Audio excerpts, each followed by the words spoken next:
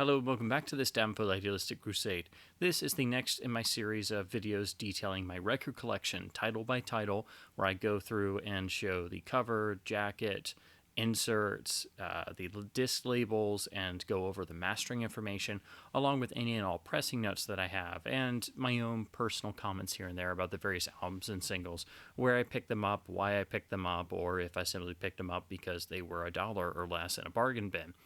This particular video will be a bit longer since it is the D section of my record collection, so that means it will be going over not just all the various D artists that I have, but that means it's going over my Doors collection, and there's a lot of notes to go over, but it also means it's going over my Depeche Mode collection, and I have a decent amount of Depeche Mode singles, and also my Duran Duran collection, which is also pretty extensive. And just like with Depeche Mode, there's a lot of singles to discuss, a lot of different album pressings, so any fans or collectors of either Depeche Mode or Duran Duran would already be pretty aware that there's a lot of ground to cover, even if you're just talking about some of the singles. So I've thought about splitting this video, but I decided to keep it all the one shelf, so it is going to be a little bit longer, but that's simply because I have three really big artists to go over that have a rather large discography in terms of releases, and there's a lot of pressing notes to cover, a lot of singles to talk about, and so that's why this video is a little bit longer. But without further ado, let's go off to the table and look at my D shelf of my record collection. So we start with my Miles Davis albums. I've been lucky enough to find a number of original mono pressings and 6i mono pressings, meaning the original 6i label. This was Miles's first major Columbia album from 1957 with this beautiful iconic cover, and I've been lucky enough to get at least a couple of original copies that still had nice relatively frameable covers. A lot of times when you find these in stores or in bins, they're usually going to be pretty trashed and still carry a nice premium charge. I've passed on a couple that the condition hasn't been the greatest in the world, but sometimes these just pop up and they're just right at the sweet spot in terms of price, and not having to get into hardcore jazz collector circles and start paying the astronomical prices that very good plus or better copies of these albums go for. So here's the rear. There's obviously some wear, as you're going to get with all of these, seeing as the white backings almost always start to brown or pick up dirt over the years. But again, this is a really nice condition jacket for what I've seen this in usually before, and even this album doesn't pop up in original editions practically ever. So it's a surprise anytime I stumble across any original pressing of any Miles Davis album. And here is the iconic 6i label for Around About Midnight. Bring it a little closer so you can see better. And the stampers, for those interested, are 1A on both sides. As you can tell, even in this camera light, it's actually a very clean copy of Round About Midnight. It does have some hairlines all over the place, but the vinyl at this time in the late 50s, it's a bit heavier and it is remarkably sturdy. So you can get an original 6i Miles Davis album and it can play remarkably well even if it's in very good or below, simply because the standards at the time were much better than what we have even during the vinyl revival now. Of course, the problem you're going to run into most of all is groove wear from older tone arms and older cartridges with a lot more weight to them. And of course, groove wear is harder to spot, so finding a perfectly mint Miles Davis album is, for an original pressing, almost never going to happen, which is why the costs are astronomical when they do happen and they do pop up. But getting originals with, very good or very good plus, it's a really remarkable experience. These albums, this material, even if you know it back to front, like the back of your hand, there's nothing quite like an original 6i pressing or the 6i monos. It's got something to it, maybe a sort of time capsule type flavor if you want to go with that analogy. But again, I've never experienced these albums the same way that I do when I listen to these 6i copies that I've been able to get. This is the next mono 6i I've been able to pick up. This is 1958's Milestones, another of the all-time great jazz records, and another I was just shocked that I stumbled across a pretty clean 6i copy. Now, this cover, it's not quite as in good shape as my Round About Midnight. There's a little bit more wear, and there's been some browning of the white label on the top, but the cover photograph is in remarkably good shape. The spine's in pretty good shape, even though it does have a little tiny bit of peeling and wear in the corner. Let me try and show you the side. The spines are what are going to go most of all.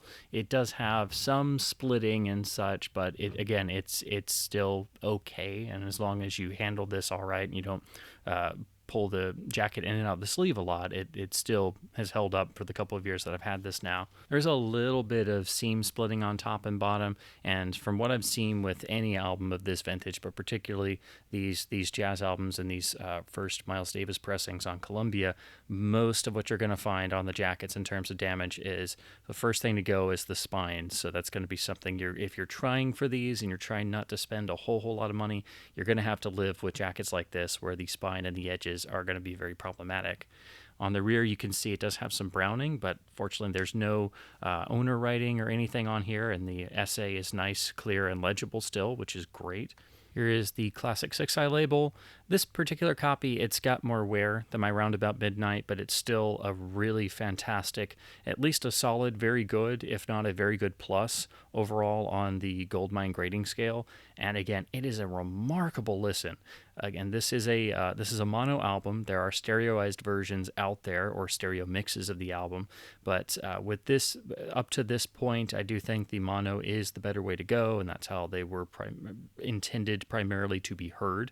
But of course, with this album, there are a variety of stereo options out there if you wish to hear this album in stereo, or if you prefer those. But this is the original 6i mono. You can't get any better than this as far as I'm concerned.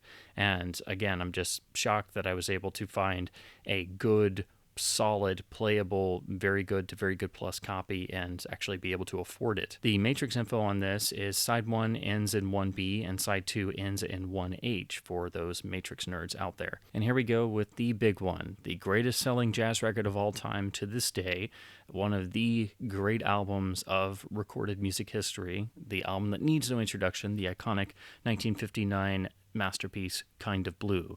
This is the original Columbia 1959 6i mono presentation on vinyl. There were, of course, the 6i mono and the 6i stereo released on the year of release in 1959, and they are entirely different mixes. Kind of Blue is well known, at least nowadays, among jazz aficionados, that there was apparently a issue with the timing and the running of the tape speed on the two machines used in the sessions. The sessions were they were pretty much done live over, I believe it was at least 2 or 3, if not 4 overall sessions, but most of these iconic tracks were all done in one take. But that meant that for years on the stereo version, side 1 ran at a particular speed, so it was basically running a bit too fast, so those songs were eventually pitch corrected on the modern, I believe starting in the 1990s, I think 1997 is when they did the, I believe it was the Mark Wilder supervised CD remaster that pitch adjusted those tracks, and they've pretty much stayed that way, pitch adjusted on all the modern reissues and box sets and things. Side 2 apparently was fine, and then some releases have still presented the original pitched up stereo versions. It's been thought that the mono version didn't have these issues because it used the second machine with the other tapes. I believed that as well because that's what I heard from everyone and that's what I had always read. And then I don't have an original 6i stereo because those are very expensive, just like the monos, but I stumbled across this inexpensive 6i mono in really nice condition and found that it indeed has speed issues of its own on side 1. It's not quite as hype or pitched as fast as the stereo version. I've heard what those tracks sound like, even though I don't own a 6i stereo, but the 6i mono is not without its own speed issues, and it's still debated among jazz circles and between Miles Davis fans if that was intended or, because that happened and occurred and was that way on all pressings of the stereo version for decades, that's how the album should have stayed. I think it's necessary to have both presentations, but I think it's also necessary to have the mono version, which I have here, which has, again, a different speed and timing of its own on side 1. So if you've heard that before, that the mono didn't have speed issues like the stereo version, chuck that out the window, because this does have particular speed issues of its own on side one compared to what the proper modern restored timings are. And this is not isolated to just jazz. This has happened with a number of iconic releases. It springs to mind, this happened on the Doors' first album, and it was like, I believe some university professor noticed that Light My Fire ran different to in terms of timing and speed compared to all the live performances, so they released a pitch-adjusted version, which just sounds horribly wrong to me. At least on this album, I like it both ways, and now I can say I like it all three ways, because the mono has a particular speed and sonic signature to its side one. So to talk about the cover, again, this is one of the most iconic record jackets ever. There's a reason why they still put this on T-shirts and bags and you name it. It's one of the most frameable album jackets of all time. And I was really pleased to get it in this very nice condition. There is a little bit of... It's starting to form ring wear on the cover, but it doesn't really go full ring wear. It's more just some fading of the actual cover picture. But the way they printed these jackets back then, it's so impressive how much of this has lasted over the years. Because again, this is an original 1959 mono copy, and there's still a little bit of a glossy type printing appearance to the actual cover image. Also, what's impressive, the spine is fully intact, so you'll be able to actually read the credits, and there's no peeling or cracking. Same thing on the top and the bottom spines, only just a little tiny bit of wear at the actual opening corner, which was really nice. So the price I paid for this particular mono pressing, it would have been worth it just for this clean of a cover alone. You will pay a premium for original copies that have good covers without damage or writing all over it, and getting one in this nice condition would set you back quite a bit, simply because most copies, the covers are nowhere near as good as this particular one, and this one is by no means perfect. There's a little wear on the rear photo, but otherwise it's really almost immaculate. The white backing hasn't really turned except at the edges a little bit, just normal age wear, just a beautiful condition cover. And of course, up here you get the Columbia catalog number, which is the all-important telltale sign. If you're looking for a mono or stereo copy, the actual catalog numbers will of course be different, and the stereo copy will have stereo indicators on it and the LP itself. Here is the 6i label for the original mono pressing from 1959. The matrix info is 1BH on side 1, and side 2 ends in 1AL. Columbia used, of course, the number 1 for indicating the stamper, and then going down the alphabet in terms of the actual age of the pressing. Some started at A, some started at different letters, and some, like this one, have 2-letter designations. I'm not too much of an expert in terms of how that breaks down in terms of the Miles Davis 6Is, but I know that and generally the lower the number and the lower the letter on the alphabet, the better off you are. Condition-wise, this has more scuffs and scratches than the previous 2 records I've showed, but still is a solid, very good all the way through. No skips, no pops, no anything like that, even though it does have some significant marks and gouges and things. It's always amazing when you put an album on of this vintage. Again, it's got some real weight to it, and if you've got a copy that doesn't have heavy or moderate groove wear, it is a remarkable experience, even if it can be a bit noisy at times, because they knew what they were doing at this time in the late 50s. They really were pressing records amazingly well. And again, there's just something about this mono presentation.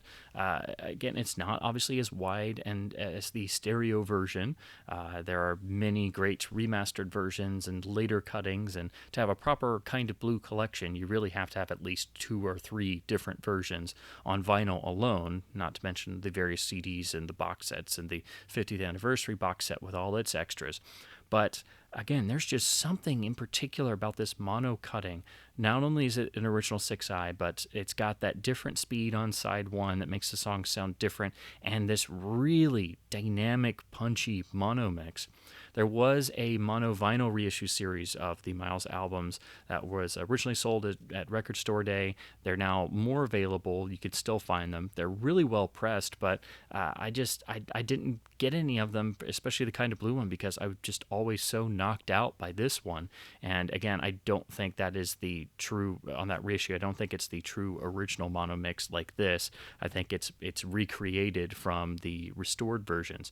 I'd still like to get it and do a shootout with this sometime, but I think this is one of those that if you're a Miles fan or if you're a giant fan of Kind of Blue and you haven't heard an original 6i mono, it is a particular version in and of itself. It's a whole new way of looking at this album, particularly with its own that particular speed difference on side one that is different to the 6i stereo. So I think this is an amazing sounding album in general.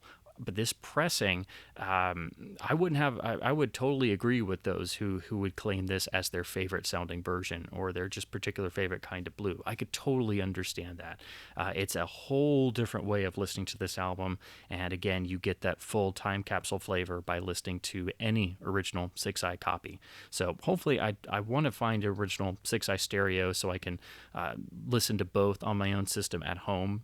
But of course, like the 6i mono, the 6i stereos do go for quite a bit, and the better the condition and the better the cover, the higher the prices go. Particularly the original white label promo copies go for usually crazy amounts on eBay. But I hope to one day get a 6i stereo so I can do a proper shootout between the mono and stereo. Now we have the last of my original 6i mono Miles Davis albums from Columbia. This is Someday My Prince Will Come. This is the mono version. And of course, Miles had started recording in stereo a number of years before, but just like Kind of Blue and the others, it is important to have the mono versions as well, at least up to and including this album. It's debated, among fans, which is better between the mono and stereo, but they each have their own positives. So I think any fan of Miles Davis and anybody trying to get the Columbia albums should have both the mono and stereo versions up to and at least including this album, Someday My Prince Will Come. And again, different people have different opinions, but they each have unique qualities in terms of the mono and stereo. So that's what I'd like to do, is get mono and stereo copies of each of the main albums where those mixes are important. But this one is definitely the best condition cover I have of original Miles albums. This is nearly flawless. Let me try and hold it up some so you can see better. Absolutely no damage on the cover. The spine is absolutely perfect.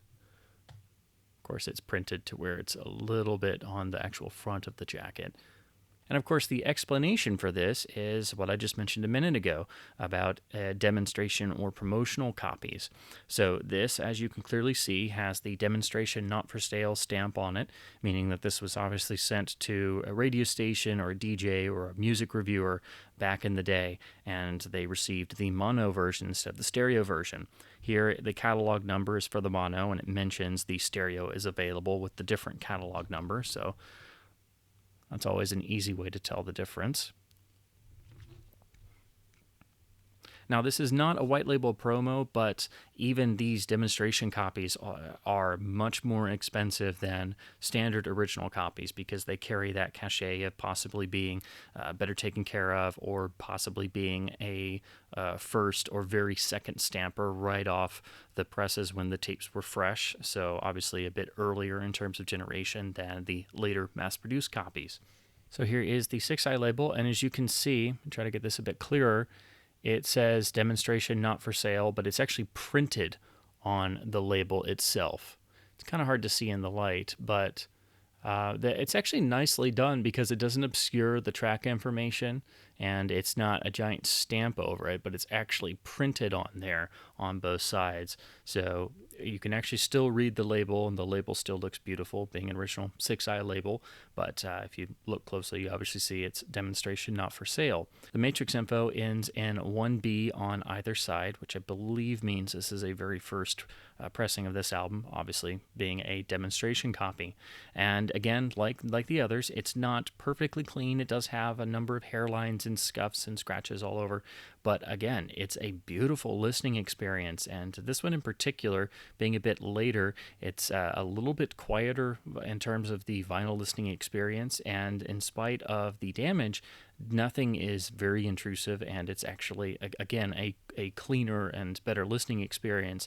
And I think that is simply because this was a demonstration copy. Probably wasn't played back on lower grade equipment as much, and it was better taken care of. And of course, it's a couple years down the road in terms of pressing quality. Now we jump over to Depeche Mode, who I've been trying to collect the at least the original pressings here from the US for the original albums through the 1980s, and then possibly any UK releases I can get, especially the 12-inch maxi singles, which Depeche Mode is obviously one of the great bands in terms of having fantastic singles and maxi singles with, you know, amazing exclusive B-sides and exclusive remixes and extended mixes of songs. So you can basically build an entire record collection just out of Depeche Mode singles, let alone getting the albums as well. And all the albums are available in the remastered vinyl presentation reissues, but I've really avoided those since certain ones have had major pressing quality issues, particularly Violator and also, I believe, Exciter and Songs of Faith and Devotion and others. And again, those are also just vinyl presentations of the remastered audio that was originally released on the deluxe CDs and DVD audio discs and SACDs, which were only released in Europe.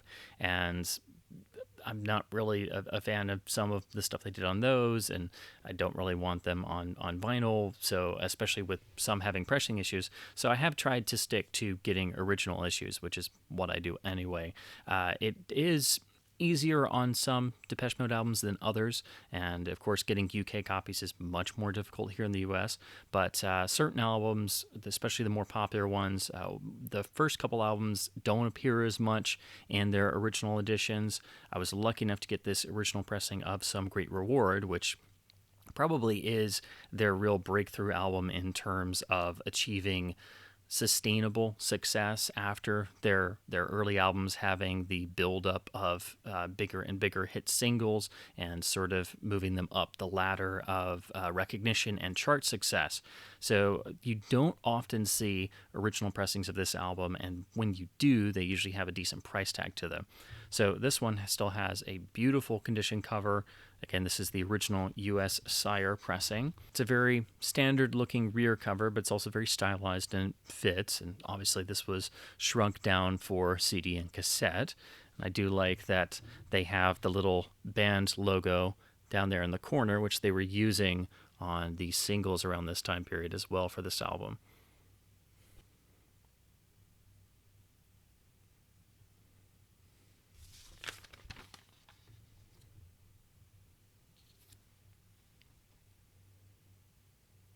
So here is the original US Sire label with the iconic purple S and yellow sort of sunburst label. This is practically an immaculate condition copy. I've seen this original pressing a handful of times in record stores nowadays, usually with pretty high price tags, and almost always they're pretty beat and they've been well played and well loved. So I was lucky to find this a number of years ago. The dead wax indicates this was done pressed at Specialty, but there's no clue as to who cut this, and there's no mastering information. With Depeche Mode, the 80s albums at least are seemingly a bit different in terms of the cutting and who did the mastering between the US pressings and the UK pressings. Sometimes they seem similar, but if you go on Discogs and you look at the actual dead wax info and the mastering info, it is possible that one might sound better on a US or a UK copy going on an album by album basis. But again, trying to get original UK press Depeche Mode albums here in the US, especially now, is very difficult, and they usually carry a pretty high premium price tag. And of course, the band is avidly collected by their many, many fans, so you have that to deal with as well. And there are some fans who try to get every pressing variation known to bands, so it is more competitive because of that, because of course it's a competitive world. Now, speaking of albums that are tougher to find, it really starts with the album Music for the Masses, which is one of the band's best and most famous albums. That is incredibly tough to get any pressing of on vinyl. Even original US copies go for quite a bit nowadays, and I have never seen one in person. Of course, you can get the reissue, but as I stated before, that's just a vinyl version of the remastered CD and SACD audio. But you still can find original singles for the band's iconic Never Let Me Down Again, which, if I had to choose one favorite Depeche Mode song, it would probably be this, which is, I know, an easy and common answer, but it is one of the great songs. And here on this 12-inch, you get the all-important extended version of the song, which is, I think, better and superior to the original album cut, which is, almost half the length of the 12-inch version. Like most of their maxi singles on 12-inch, it does open at the top, meaning that if you file it with the spine facing out, you have to keep in mind that the cover is oriented differently. And as is common with most Depeche Mode maxi singles, you get multiple mixes of not just the A side, but the B side as well. So this has 3 mixes of Never Let Me Down Again and 2 mixes of the B side, Pleasure Little Treasure. And again, track 1 is the all-important split mix of Never Let Me Down Again, which is, for me, the best of the 12-inch Depeche Mode mixes and possibly my favorite song of theirs, period. Here is the Sire label. Again, this is pressed at Specialty. It's got their SRC logo and right out in the dead box information. Still no info on who may have mastered this. Because the tracks are longer, this probably would have been difficult, if not impossible, to cut at 45 speed, which is usually what you get on the British 12 inches, which is why it's usually preferable to try and find the British 12-inch maxi singles. And of course, not every single release had the same track listing in different countries. So sometimes you have to track down not just 12 inches, but 7 inches or CD singles. And of course, with Depeche Mode having, millions and millions of different variations and singles and B-sides and custom mixes and things, sometimes you do have to have multiple releases of the same single just to get everything. And the sound on this is beautiful. And with these 12-inch maxi singles, because you get multiple versions and mixes of the same songs, it almost becomes a sort of reflection piece on that one song or that song and its B-side in this case.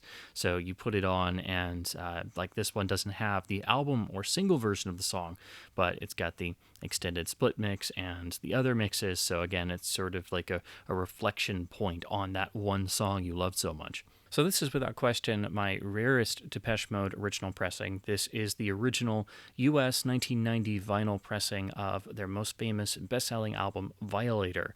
It is obviously the same cover art as the more common CD, which I still think is one of those amazing first issue CD reference discs. It's a CD that still sounds as good as when it came out, and you can pretty much refer to that as a great version of the album. So it's one of those great sleeper original CDs that still sounds great today.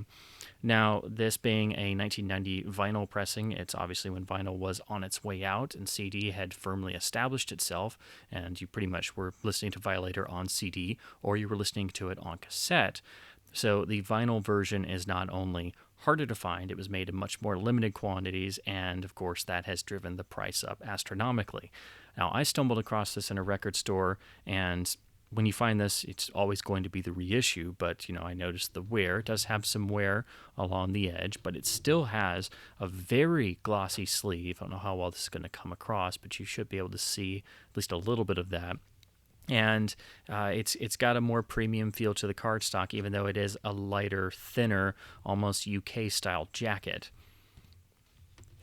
So here is the rear, which does the same thing as the CD with the track listing, but of course spreads it out over the record jacket. And if you look here, much like a CD, this is actually credited as being made for the BMG Direct Marketing, and then it's got an R catalog number, which indicates that this may have been originally designed for being sold as a record club copy. And that's what was the eventual fate of most vinyl releases in the early to mid-1990s. By that point, most retailers had stopped actually selling vinyl, and then the last albums pressed on vinyl in the US that were major releases were all done for record clubs, either BMG or the RCA Columbia House, or just plain Columbia House. So that's why you'll see particular runs of late period 90s vinyl. If it was made here in the US at all, it was almost always for record clubs. And then outside of that, it was for countries that still had vinyl markets. So that's why most rare 90s vinyl, if there is no US release, it's almost always going to be Germany or Brazil or the two of them, and eventually that was it. So this is still a very uncommon original pressing to find. It's not as valuable and not as rare as an original UK pressing, which will cost you a heck of a lot more, and trust me, I've tried. So here's the inner sleeve with some crinkling and ring wear, but still it's complete with no splitting, which is great. There's the lyric sheet. So here is the disc label itself, and this matches side 2. This was pressed at K-Disc, which is credited in the Dead Wax, and it is a DMM, or direct metal mastering cut. It was actually mastered by the engineer Bobby Hada, who cut this album here in the US. There was a standard non-club release, but it is identical to this club release, so it's just the jacket information. That little BMG marketing info is the only real difference. So this is the exact same as the original US release. It's the same cutting, and again, this is also absurdly hard to find, just like the original US version. It's also a different mastering to what they got in the UK, which has a completely different run out and a different mastering that I would love to actually be able to hear and sample someday and compare to this and the original CD. There is a reason why I found this in a store, though, at an absurdly low price. That is because it's got some pretty significant warpage towards the center on one side, which unfortunately makes it not easy to listen to. Most of the tracks are okay, and I am able to flatten it out a little bit with a record weight, but I really need to at least try to do some warp correction on this. I've done the weight method a little, and I haven't gone the route of getting a vinyl flat, but this would be one of the titles that I would try and do. In terms of sound, it sounds really impressive for this era of vinyl. It's a really nice mastering from obviously what I'm able to hear outside the affected areas by the warpage, but I do still really love the original stock 1990 CD. That's still my base reference for this album. I think it still sounds great. But if you're ever able to hear an original US or UK pressing of Violator, which I know is going to be very difficult to do because they're both very rare and expensive, it sounds pretty darn wonderful. I do like the mastering on this from what I'm able to hear, and so I like to spin this every once in a while. I just wish it wasn't a warped copy, but I'm still working on that. Hopefully I can get that resolved and then one day do a shootout with a UK copy if I ever find one. Now, while it's very difficult to get an original Violator pressing, if you're curious about this era of Depeche Mode and how it sounds on original 1990 vinyl issues, it's much easier to get some of the 12-inch maxi singles. So here I have the original maxi of Enjoy the Silence with this beautiful artwork. Again, like most Depeche singles and like most 12-inch singles of this time, it is a top opening, or they got the cover art oriented towards the top, and of course, filed on your shelf, it's going to be facing the opposite way and look sideways. And it is common of most singles. The original owner wrote their name here, so obviously Laura really loved this single. Here you get 4 different mixes and presentations of the song that give you, again, that's the thing I like to describe, as I said earlier, the sort of reference point or the 12-inch musing on the same song version. So you get to hear different versions of the same song for a solid 20-40 minutes. Again, on the Sire label, this was pressed at Specialty. No indication as to who cut it, but as you can see on the label, they've added the Reprise logo, this being later in the band's career. Next, I have the original 12-inch maxi of Personal Jesus. This one I was lucky enough to find in the shrink with the original hype stickers and everything, and I also love the fact that one of them is the also available on compact disc maxi single, basically telling you, hey, why are you looking at the vinyl? You know we have CDs, right? And I do have the CD of this, and it is much easier to get the maxis on CD where available, but it is still really nice to have the original vinyl versions, and especially when you find one in great condition like this, still in the shrink with the hype stickers. And of course, a lot of these were used in clubs. You're going to find them really beat, just really well loved and worn from years and years and years of club airplay. But of course, this is why you get the 12-inch version, because you get the beautiful Anton Corbin photography printed across an entire record jacket. And of course, the actual shrink wrap, that's the plastic in the center, so that's why there's a little plastic intruding there. And it has caused, or there's at least some curvature and crinkling of the upper corner, but other than that, it's absolutely in perfect shape. Again, this is pressed at specialty. You're getting 3 versions of Personal Jesus plus 2 versions of the B-side Dangerous. But what's great about this is you get the actual famous 7-inch single mix of Personal Jesus. So this is one of the 12 inches you can get. If you really want to know what the famous songs from Violator sound like on vinyl, you can get the Personal Jesus 12-inch maxi single for relatively an inexpensive cost, usually between somewhere around $10 or so, probably a bit higher with revival prices, but still you can get a sense of what the original pressing of Violator sounded like with the most famous song from the album. So here is my final maxi single from the Violator album. This is the World in My Eyes 12-inch maxi single. Doesn't pop up as much as the previous two because those are the 2 big singles and obviously had the most copies printed. This is still the US copy on the Sire label. This cover has a little bit of wear, but still otherwise is in nice shape, and again with gorgeous photography. So here is the Sire label. This gives you 3 mixes of World in My Eyes plus the 2 B-sides, Happiest Girl and Sea of Sin. This copy, it's not in as good condition as the previous 2, but I just found it for a really cheap price, and the jacket was still in nice shape. It's still a good condition 12-inch, but this is much closer to what the average Depeche Mode 12-inch you find in the bins is going to be like. But again, most are pretty trash, so this is still a pretty good copy. So we jump forward quite a bit to 2009 with their album Sounds of the Universe. This is the original 2009 US double LP pressing. It should be said that the band really started suffering from massive loudness compression with their more modern albums. Starting with 2005's Playing the Angel, I think all of the main releases and digital and CD versions of their albums are so loud they are really unlistenable. Playing the Angel is a really notable example of this. In fact, it's so bad that it is one of the most notorious brick-walled albums of all time in audiophile communities. Now, that album finally did get a vinyl reissue, which I've been meaning to get, but it's been going in and out of print, and then so did Sounds of the Universe. I still haven't been able to figure out if it's worth getting the reissue vinyl of this album if you've got an original pressing. And of course, there was an original EU pressing as well, which was pressed at a different place and might have a different mastering to it. So now there are at least 3, if not 4, if you count the modern vinyl reissue in its EU version of this one album. So they all have the same cover art. This is a heavyweight set, so it is 180 gram vinyl, and what they did was they actually included the CD of the album and were at least nice enough to give it a custom case, even though it's just flopping around here in the gatefold. A lot of times if a CD is included, it's just in an envelope or it's just thrown in somewhere. And of course, actually including a CD copy in an album nowadays is almost unheard of. It's always going to be a digital download or an MP3.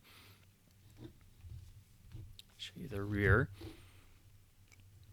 I have to say the actual printing quality on this is still really nice, even though this is the original US version. I don't own and I haven't tried the reissue version, so I don't know if they're specifically any different, but this has lasted me all these years. I bought it within a year of the original release, and I still have the original hype sticker, which I saved, even though it's not really anything special. It's just hyping the singles and the fact that it does include a CD copy. Here are the original photo enters, which look really nice and do have good printing quality, even though they're just thin paper, so they're not going to protect the albums very well. And the albums themselves are heavier, so these obviously are going to have ring wear and get damaged if they've been kicked around a lot over the years. Lyric sheet on the reverse side. And then the actual LPs themselves have these custom labels. that don't include the track listings. This was credited to Capitol here in the US, but the Dead Wax credits Air Studios mastering and has the STUM, S-T-U-M-M catalog number.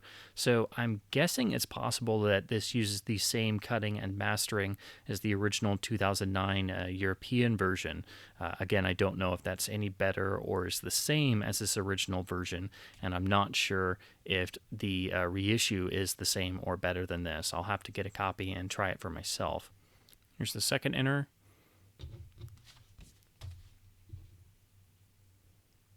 Then the lyric sheet side.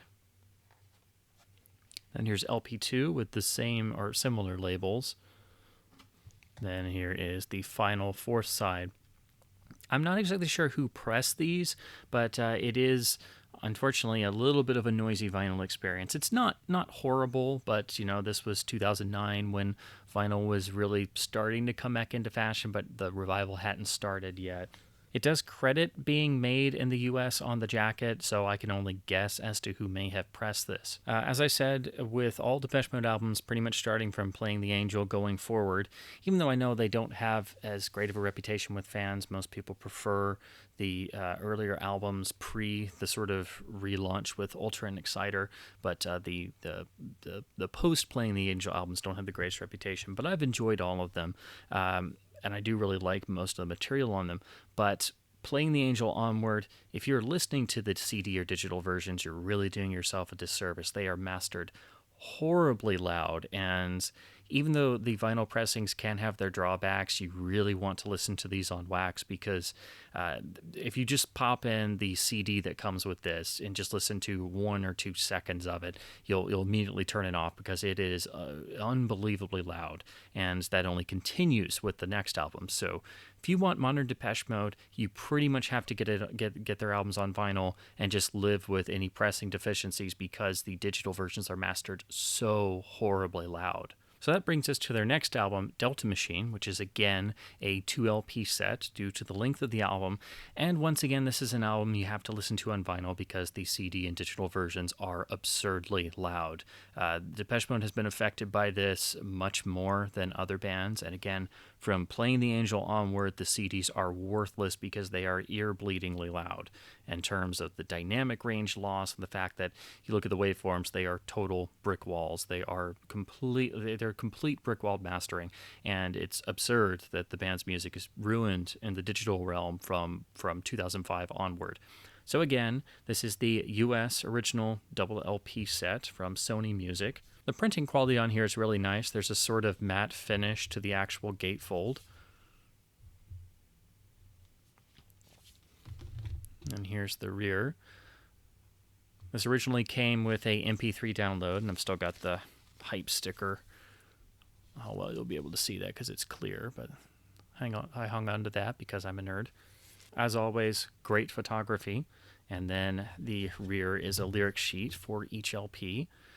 And again, it's not a thick stock or anything, so it's obviously going to get ring wear and such from being, pushed around over the years. The LPs, again, do have some weight to them. They feel like they might be 180 gram. I believe they are, but of course I don't have a scale on me, but I'm pretty sure they're 180. They are pretty heavy. I do really like the silvery quality of the label, and then that continues on to side 2 with the M following the D, of course. Here's the second inner. Here's the lyric sheet and credits, and as usual, the actual vinyl mastering info is nowhere to be found and not credited. Again, really nice looking labels, this being a sort of metallic looking black with the D and of course the M as well. Again, this feels like 180 gram, and I don't know, I believe the US and European versions share the same mastering. They were just pressed at different places, but of course, with Depeche Mode, it's entirely possible that they have different masterings. I just don't own the European one to be able to compare them. And of course, still have the original digital download card, which of course is long since expired. So again, this is another album you really have to get on vinyl to hear properly without the massive loudness of the digital versions. The pressing quality on this release is pretty good. I'd say it was a bit better, obviously, than the 2009 Sounds of the Universe original pressing. And copies are still floating around out there, but they have kind of dried up a bit. So if you want to get this album on on vinyl, it's always wise to get it while it's still somewhere in print, because once they take it out of print, prices just skyrocket. And I have regretfully waited too long on so many albums that I thought, oh well, I can always get that later, and then of course it was gone. So this, I've noticed, has started to dry up as well. So everything I just said on the previous two records carries over onto the release of the 2017 album Spirit. This is the Sony Music US 2LP vinyl release, and again, this doesn't have the major loudness of the digital version, so I do recommend the vinyl just to get away from that. Again, nice gatefold cover, nice heavy cardstock, so it has a nice premium feel to it, even if the gatefold's a little simple. But again, beautiful imagery, and because of their gorgeous photographs, you probably always want to grab the vinyl version anyway. Great band photo on the back. And again, this is the US version compared to the European version, which may or may not have a different mastering. Here's the first inner, the lyric sheet. The LP labels carry over the D on one side and the M on the other. However, I would say the actual mastering quality improves dramatically on this release. This was cut by the great engineer Chris Bellman. It carries his initials in the dead wax.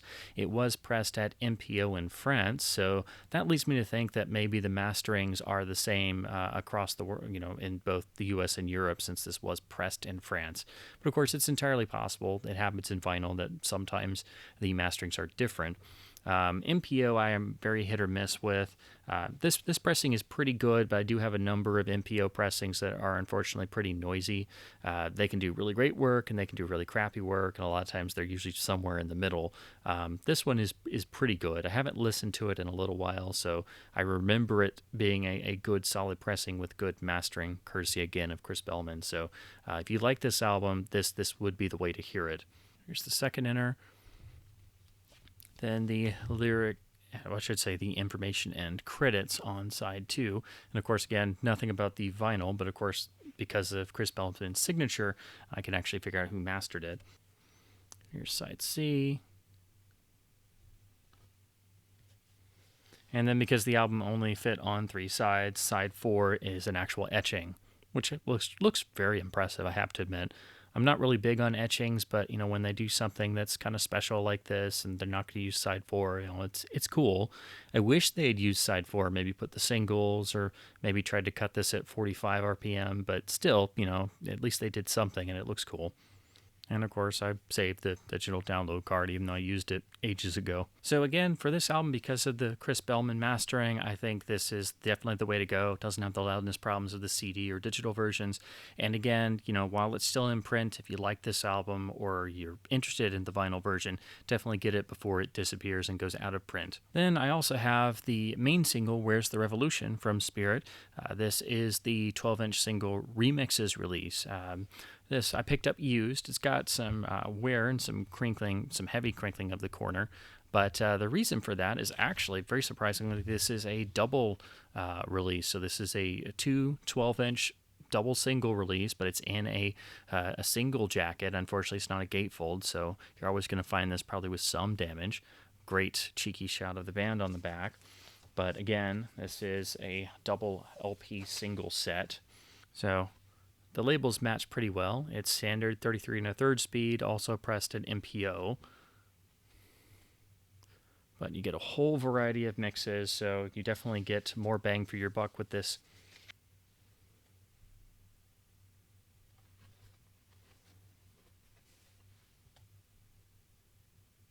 And then lastly, because I like to group together solo acts and spin-offs, I've got the Dave Gunn and Soul Savers second, I believe this is their second album, Angels and Ghosts, from 2015.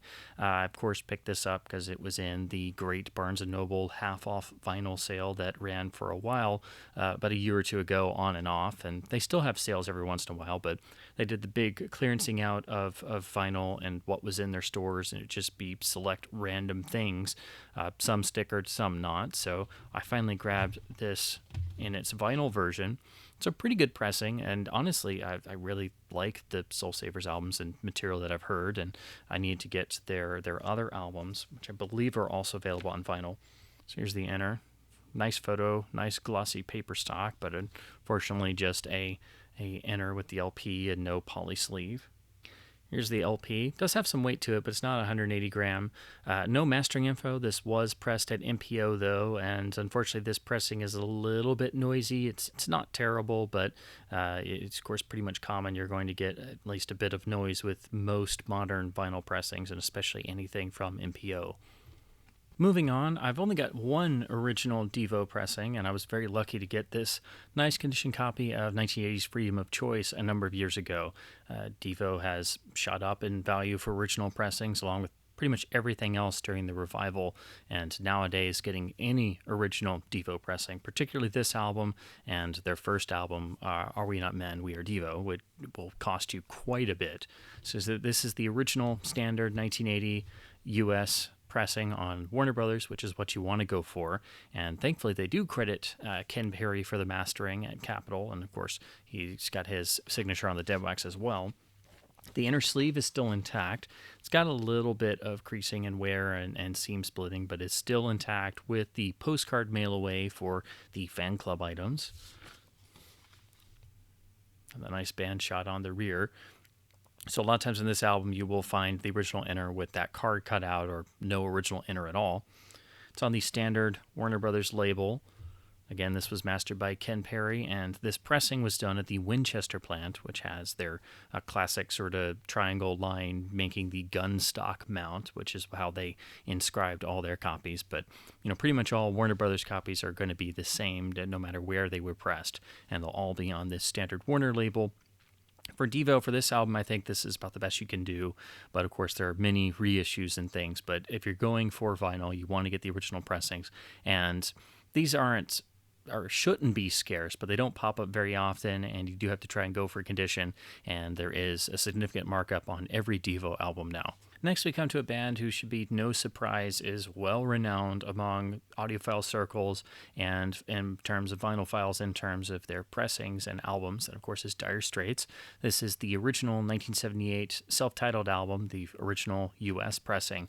And boy, oh boy, is this still a beautiful sounding piece of vinyl. This is an easily recommendable title that everybody should have and enjoy. The recording quality of the material, the mastering quality, and the vinyl quality itself is just top tier across the board. There is debate on whether the US pressing sounds as good or better than the UK pressing, and I would like to get an original UK pressing someday to compare, but those are obviously much more scarce than this US pressing. This is a pretty good condition copy I got a number of years ago. The cover's still in pretty good shape. It's got some glossiness to it, although it does have a little bit of ring wear and some general wear after all these years, but it's still a really nice condition copy, especially compared to the really beat up copies you'll find nowadays in record stores that are carrying a bit of a premium now. Here's the original inner, nice band shot, and then the lyric sheet. Again, on the standard Warner Brothers label, no mastering information, and it does carry the WW1 and WW2 matrices, along with this being a pressing from the Winchester plant. All Warner vinyl, once you get to the mid to late 70s into the early 80s, they're all pretty much going to sound the same across the board. You can play the game of trying to get the earliest cuttings possible, but for Dire Straits and the early Van Halen albums as well, getting the original vinyl in really good condition, they all sound incredible across the board.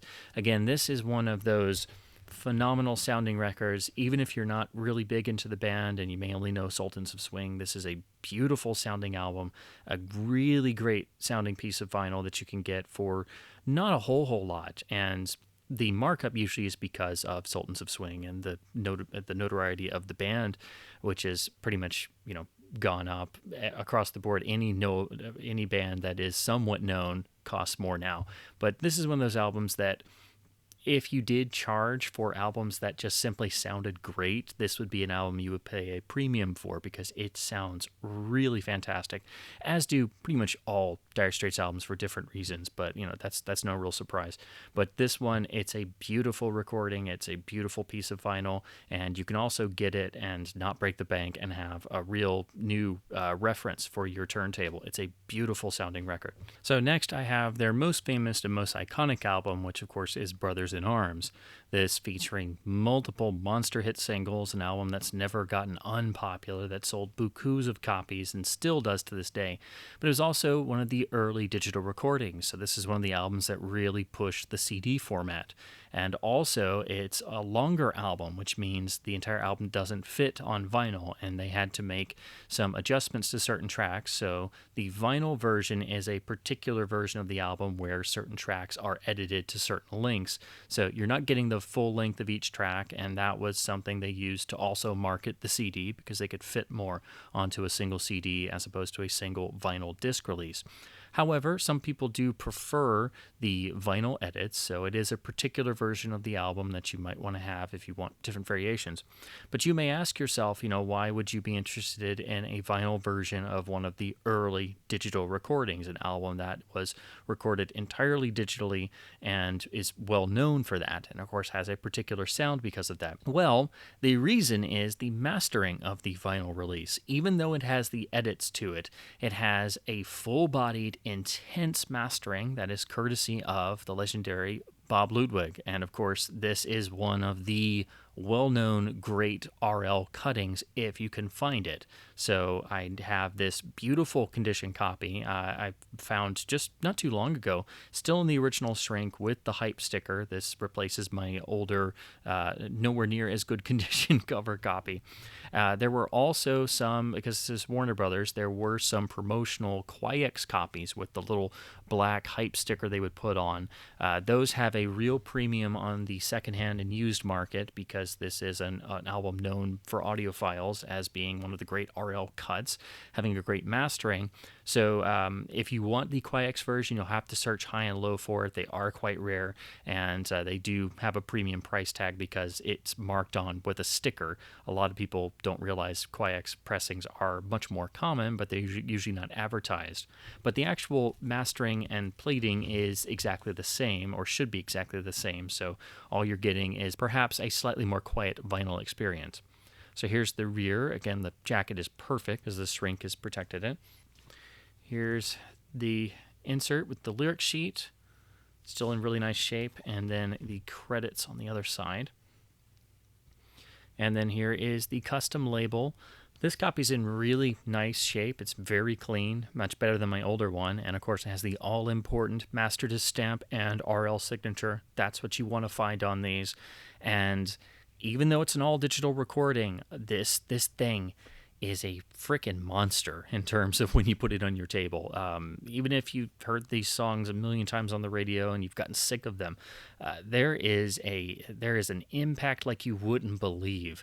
I would like to really one day do a shootout between this and the very original 1980s CD and do a direct comparison. There's, of course, many audiophile reissues of this. There's vinyl reissues with the entire album with the uncut tracks. So there are double album reissues. There's a lot of different audiophile versions of this album, but boy, oh boy, does this mastering really shine. This is one of the famous RL cuts with good reason. This is an album I think is a beautiful experience on vinyl, even if, again, some of these songs have been played to death. But I'll just go ahead and say it.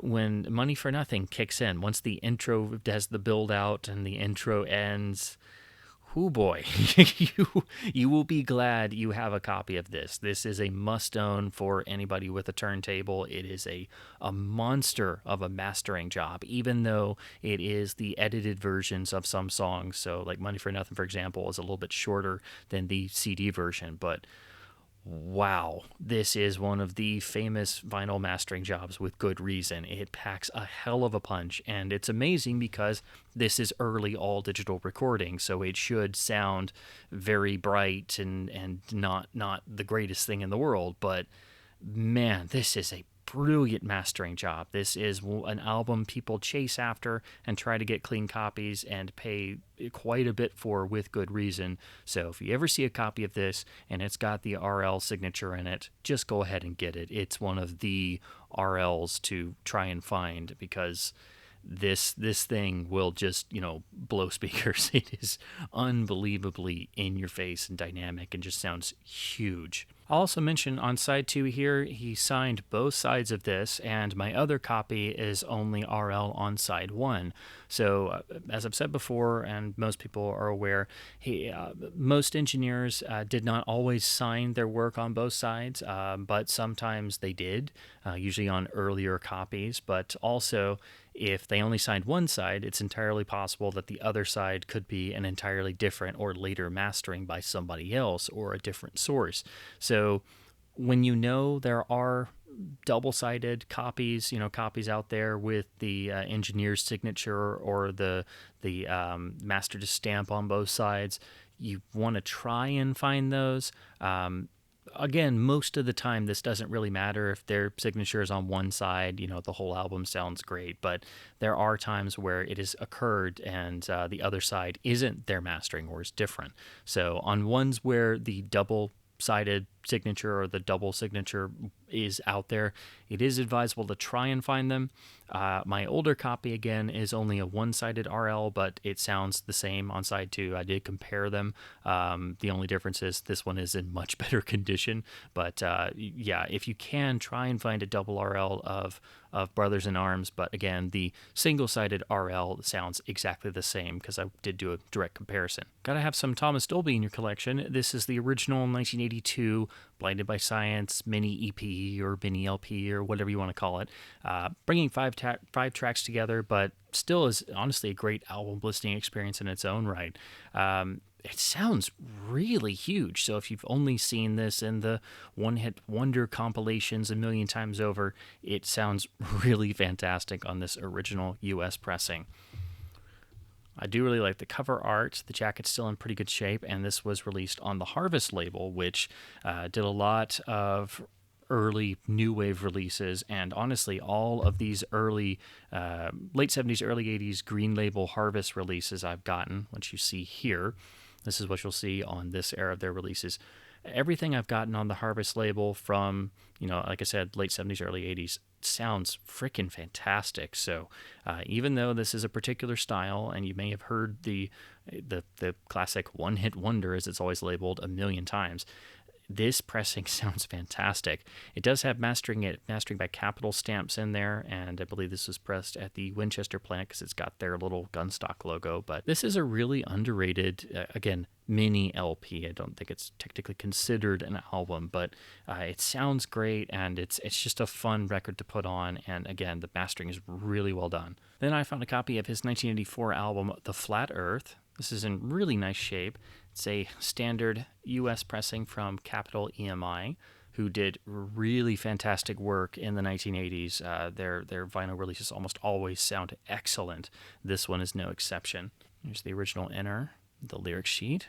It's on the classic Capitol Rainbow label, and what's great about this, again, as I said about great pressings and masterings, this was mastered by the great engineer Wally Traugott, who did many Capitol releases, and of course it has his trademark Wally signature, mastered by Capitol stamp Wally, on both sides. So this is what is referred to as a double Wally, meaning that it's got his signature and great mastering on both sides. So this is another wonderful sounding Wally mastered Capitol release you can get from the 80s for dirt cheap.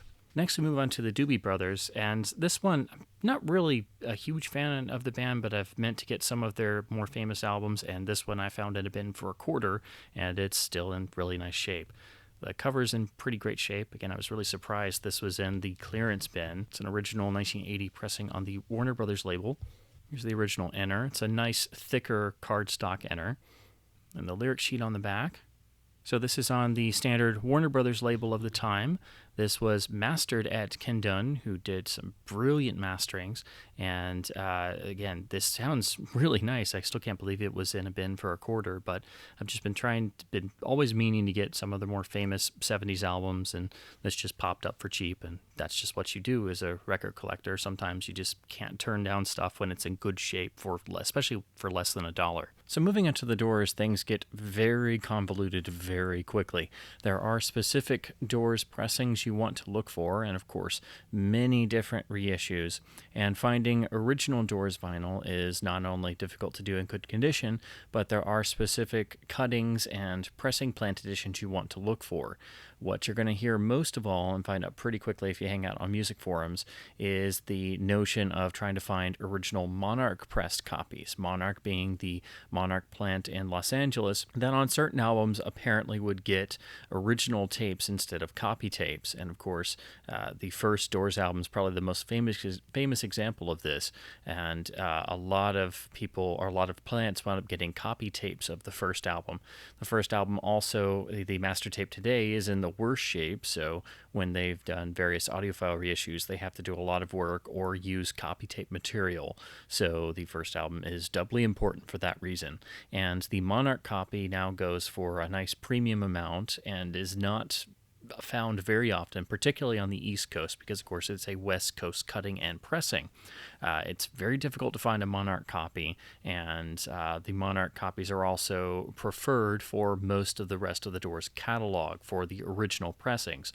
Outside of that, different people have different preferences in terms of which printing plants you get copies of, but it is something you can very much get into in terms of Doors pressings. There's a lot of variances, and that does affect the sound in different ways. But in particular, trying to find Monarch copies of the first two albums in particular is very important. Now, unfortunately, this is not a Monarch copy. I still hope to find one someday. Also, the first album is available in a alternate mono mix presentation, which is very important and is a unique mix of its own. The first two Doors albums got unique mono mixes that are very, very well done and really, I think, essential to have, as well as the iconic stereo versions. The monos have been reissued on vinyl before, but it is very difficult finding a clean original 1967 mono copy of the first album.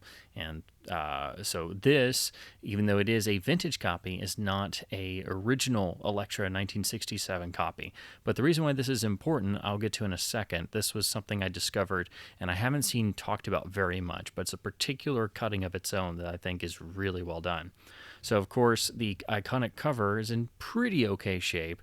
Most of the times when you find vintage Elektra copies of this, even the 1970s reissues, they're going to be pretty beat. So this is a nicer condition copy than what you usually see in terms of jacket. And it's still held up pretty well after all this time. Unfortunately, the rear has a bit more damage, but still it's held up okay. And I was getting this particularly for the cutting, which itself is quite rare and uncommon. So the cover being a bit beat up, it's okay. It's not my only edition of the Doors' first album. I have many different CDs and other copies, but this one is such a unique version that I was okay with the cover being a bit worn. Now, as you can see here, this is on the red Elektra label with the big E, as shown here, with the actual symbol of the company being larger. This indicates that this would be a late 60s pressing, probably about 1969 or so.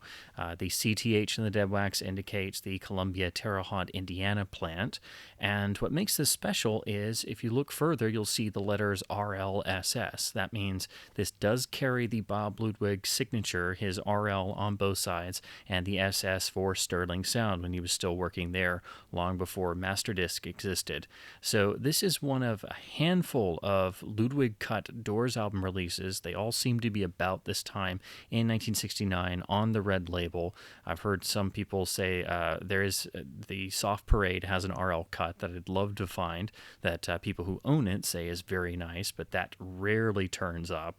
And apparently Ludwig also cut the Strange Days at some point. I believe there's an RL Strange Days floating around. I don't know if he cut the entire discography, but this version of the self-titled that he cut, I've only seen referenced one and maybe one other forum post. I didn't even know it existed until I just stumbled across this particular copy a number of years ago. It's not in perfect shape, but the vinyl has held up really well in spite of having some age-related wear, and obviously the original owner initialed the label. But this thing sounds fantastic. I don't know if he was cutting from the original master tape or from copy tapes or something, but this has a presence to it and a warmth and a liveliness that I haven't experienced elsewhere. And I really hope to find an original Monarch stereo copy to compare this against. I want to compare this to the best possible original cutting that's known to exist, to see if this indeed has that same mojo. And it's just one of those those unique cuttings that I don't see talked about very often. I know people talk about the RL cut of the Soft Parade that's out there from around this time period as well, but this one of the first album, again, I've only seen discussed once before, and it's a unique cutting that I just really enjoy. I think this is a real sleeper copy if you can find one. Again, I've only ever seen this one. I've seen it mentioned somewhere online before, but I've never seen a copy come up for sale that I can verify as another RL version. I'd love to get a cleaner one, but for the past couple years, this has been my go-to for the original album on vinyl. I think it's a phenomenal listening experience, and I hope to one day compare it to a Monarch original stereo copy. Here's the iconic follow-up Strange Days, which, if you had to choose one Doors album, this is probably my personal favorite and is probably the one I would choose as the best overall, although that's very difficult. They're all great albums in their own right. This has the iconic cover, and this one indeed is a Monarch stereo original copy. This is one I've been lucky enough to get an original Monarch pressing of. They very rarely turn up on the East Coast where I am, so this was a wonderful find. The cover's got a little bit of ringwear poking through, but it's held up really well. Being from the 60s, the cardstock's a little thicker, so it doesn't flop around in your hands. The rear's held up quite nicely. And again, if you were to compare covers from different pressing plants of the same album on Elektra, you might notice some slight variations, just as you will in the actual color of the label of the vinyl itself. The original iconic inner with the iconic photo has survived pretty well, although it has some old tape on the bottom. There's the lyric sheet. And here is the label. Early original Elektra copies of the first three albums will be on the gold label, and this one, it's a lighter gold. This is the Monarch copy, and if you look in the dead wax, you can always identify their cuttings by, they usually have a little stamped MR inside a circle. That's usually a great indicator. It also ends in the dead wax designation with MON on both sides, and then there's also a little parentheses with an MON-1 in there as well. So there's three different indicators, and Monarch would also have a delta triangle symbol with their own cutting number as well. So there's technically four indicators in the dead wax on this copy of Strange Days on both sides that indicates it's a Monarch pressing. Sonically, this thing sounds amazing, even though it is a little bit noisy considering it's a not perfect condition 1967 original copy, but it sounds absolutely amazing, and it does sound better than my other 1967 copy, which I'll show in just a second, from the Pittman plant, which itself sounds good. You know, if you have an original Strange Days from another plant and the condition is good, it's already going to sound great, but this Monarch copy indeed, you can believe the hype of the Monarch Doors original pressings. There is something to them because this sounds even better than my Pittman copy that I'll show in a second. And again, you will notice that there is a difference in the label in terms of the depth of the gold coloring. That's a good variation to look for as well. The labels don't always remain consistently the same color across different printing runs and printing plants. But, aside from the really awesome Analog Productions 45 RPM Doors series that I've been meaning to get for ages, I need to get them before they completely dry up. Aside from those, and especially if you're into original pressings like I am, you can't beat original Monarch copies for the first three albums. I mean, they are really something else from what I've been able to experience. And actually owning a Monarch stereo Strange Days is just... it's a whole other level. If you love this album as much as I do, you really need to try and find one of these. It is very difficult to do, and people now know what they have. So if you find a seller with one, chances are they probably know the importance of the Monarch cutting, and there is something, at least with the Doors and certain bands and certain examples, there are times where the Monarch pressing really does matter. So that notion that maybe they got tapes when they were brand new because they're in the same town as the recording studio and didn't get copy tapes as some people or some locations might have gotten, I think there is some truth to that, at least in this particular case and other notable examples that people like to talk about, because again, this is head and shoulders above my Pittman press copy, and there's just some magic to this. There's life on it, there's vitality on it that I've just not heard or experienced anywhere else. So this is probably my most treasured Doors LP, even though condition-wise it isn't absolutely the best. This is my other copy I mentioned. This was pressed at the Columbia Pittman plant, and it has the CP designation in the dead wax. That'll let you know that. And as I said, if you look here at the label, you'll notice it's a much darker golden yellow, more of a brownish yellow. Again, you'll notice this if you look at a bunch of vintage electric LPs. You'll notice the color of the labels varies depending on the age and where it was pressed and what in terms of what the plant had. And again, this is not a perfectly pristine listening experience. You have to keep in mind this is still an original 1967 LP copy. It was obviously played and loved many times. I will say it is harder to get a Monarch copy that sounds very clean. Usually Monarch copies sound maybe a tad noisier than some others. This Pittman copy is a bit noisy again. This was my just the one I picked up years ago. It was actually the first vintage original Doors pressing I was able to get back when I started record collecting really hot and heavy, and it's still lasted me a good while. It's still a solid pressing, and even if you can't find a Monarch, if you have a Pittman copy or a copy pressed somewhere else of Strange Days, it still sounds fantastic and gives you that sort of time capsule feel of an original pressing. But again, I do think this doesn't sound quite as good and alive as the Monarch pressing. So again, I do think there really is something to that. But with the way the revival has gotten, it's difficult to get any vintage Doors pressing in good shape and not pay $1 million for it. It is very difficult getting them in good condition, and I think it is really important to have original issues because they have a certain sound and certain elements that don't always carry over to even the best of the analog and audiophile reissues that exist on both SACD and vinyl. So there's nothing wrong with a Pittman copy or a copy from another plant, but again, I do think they come in a very solid second to an original Monarch stereo copy, again, if you can find one. And as I mentioned before, there are alternate mono versions of the first two Doors albums. As I said as well, they have both been reissued at various points on vinyl, and for Strange Days, it was a RSD exclusive, which was hand-numbered on 180-gram vinyl with really great mastering. So I had heard complaints about the original mono mix reissue vinyl release of the first album, so I never really picked that up, and this one, it seems like a good deal, and I was able to get it when it was new for, not a crazy markup price. I usually don't go for RSD titles because they're usually, you don't have a chance to get one, and then they hit eBay really fast and are 10 times the original price.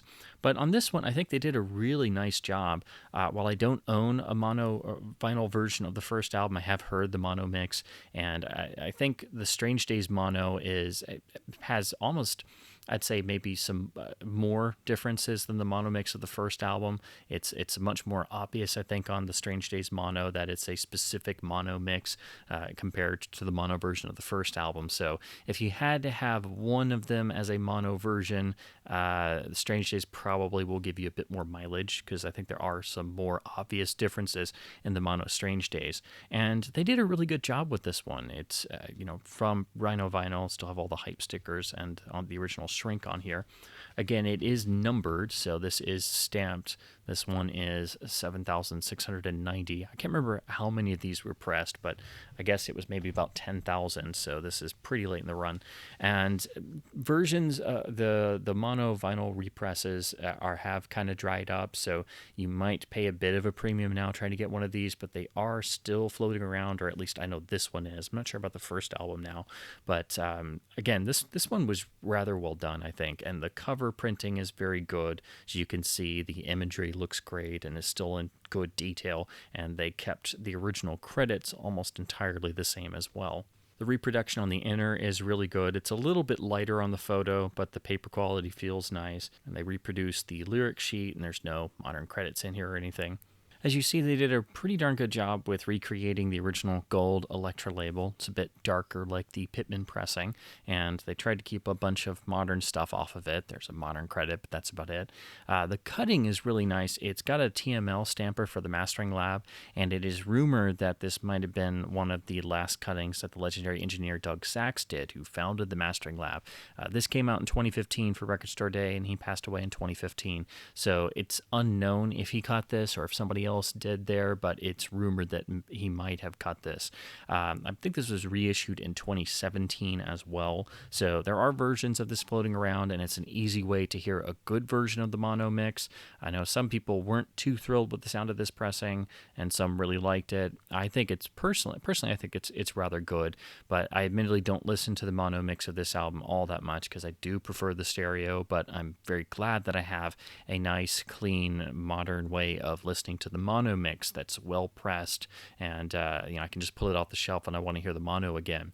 But it's still a good version to have, I think, and it is much easier getting one of these than tracking down an original 1967 mono and trying to find one that isn't totally trashed by now. Now we move on to Waiting for the Sun. And this is, without question, my best condition copy of an original Doors pressing, and both cover and the actual LP itself are as close to pristine, I think, as you can possibly get. This was a lucky find for me. I bought from another collector. It's very common to find this album in terms of what you see in the bins, but it's almost always going to be totally trashed. And nowadays, even those copies carry a price premium to them. So have the iconic cover with the iconic photo, which is, of course, very frameable. It's still in rather nice shape. And then to flip over to the rear, it's also in really nice shape with only just a little tiny bit of ring wear poking through on the back, but still very frameable and, perfectly psychedelic. What's interesting about this cover and why it's so well known and almost notorious in a way is that it has the Unipack design. So the gatefold gives you the lyrics for the full Celebration of the Lizard, the famous song that was intended to be on here in the epic style of The End and When the Music's Over, but it was jettisoned and not released in its entirety till we got the studio take versions on the Legacy compilation CD and some other releases in the 2000s. So this gives you the imagery of the Celebration of the Lizard, and we of course get portions of it in songs like Not to Touch the Earth, but we wouldn't get the full thing, or at least a version of the full thing in a studio form until decades later. Now the Unipack design is basically you have the gatefold, but instead of opening on the side, it actually opens in the interior here, which as you can see, I can lift up with my finger, but you see that little pocket there. Try and get it on camera some. So that's where your LP and jacket go, and you're always going to have to open the gatefold and be very careful to slide it out from the inside. It's definitely a little finicky. I don't really enjoy this type of design, and it's also very easy to get your hinge damaged or tear the cardstock and tear the jacket, and so that's why most copies of this album you find the hinge is trashed, the interior is trashed, because it's just people being very not careful getting the LP in and out. But once you've gotten a couple of these and you've gotten used to it, it's okay. I don't really enjoy this type of design, but and this particular album I think is one of the biggest examples of the Unipack design type. So here it is, the original Elektra Gold label, and again, this is a stereo Monarch pressed original copy. The rest of the albums after the first two, the Monarch copies aren't talked about as much and supposedly don't have the same level of difference, but it's still preferable to find a Monarch copy and very difficult to do so. They are usually the earliest cuttings and were only available on the West Coast. And for example, this one, again, I was very lucky to get this from a fellow collector. It's in really wonderful shape, the best original Doors album condition that I have, and it sounds incredible. I've owned other versions of this. I had a beater copy for years, which was really noisy but still sounded great, but I got rid of that as soon as I got this because, man, is this thing amazing. This is also part of the reason why I haven't jumped on the analog production sets yet, because I have a really good Monarch Strange Days that I would like to get a better version, but I've got this, very much near perfect Monarch stereo Waiting for the Sun, so I still have what I think is the best original pressing, and I do intend on getting those. I need to get them sooner rather than later, the Analog Productions 45 RPM sets. Those kind of go in and out of print, but I need to get those before they're totally gone, because those are the best modern versions, and those themselves sound fantastic, and I would like to do a shootout between at least that Waiting for the Sun and this one, but this is the best you can do for an original pressing of this album. And again, you do have to do detective work. You do have to track one of these down. This does have the indicators in the dead wax. You have the MR in a circle stamp. You have the MON designation, and you have the delta triangle and catalog number there. So you've got 3 different indicators. So if you read dead wax, it's pretty easy to distinguish the different pressing plants. You eventually start to pick up the different letter designations between CTH and CP, and of course MON for Monarch is the one you want to find for Doors pressings. But this is without question the best sounding version of this album I've ever heard, and a beautiful original piece of vinyl. This is really the one you want to go for if you're trying to find an original pressing. But again, it is very difficult to find clean original copies of any Doors pressing that, again, won't break the bank nowadays. So if you can't find a Monarch of Waiting for the Sun, and you've got a Pittman or a Terre Haute copy or another Plants copy, that should still sound really excellent. And again, the key is finding one in clean shape, because that's the hardest part of finding any vinyl that is of this era. The further back you go, the harder it is to find a copy that wasn't played to death or has groove wear. Next, we have my original copy of The Soft Parade, which is an album I think that's gotten unfairly maligned over the years. It definitely grows on you. It is a bit of a stylistic departure in places, but it is a much bigger sound with obviously greater emphasis in the recording techniques. So sonically, it does advance in terms of the technical side of things, but it is a bit of a departure, and it's not for everybody. And I understand that. It took me a while to become accustomed to it, and there are some songs that I prefer on it more than others, but again, it's really grown on me, and now I really enjoy it as much as I do the other albums. This one is a bit more common to find. It's usually pretty trashed. It is another gatefold cover, and the original issues have a thicker cardstock, I've noticed, than the earlier albums. This one, unfortunately, was price clipped or price punched, or it's got a hole punched down here in the corner for some reason. But in actuality, the rest of the cover in the gatefold has held up really nicely. This is still a much better condition cover than I usually see. So this was a nice copy that I got a number of years ago.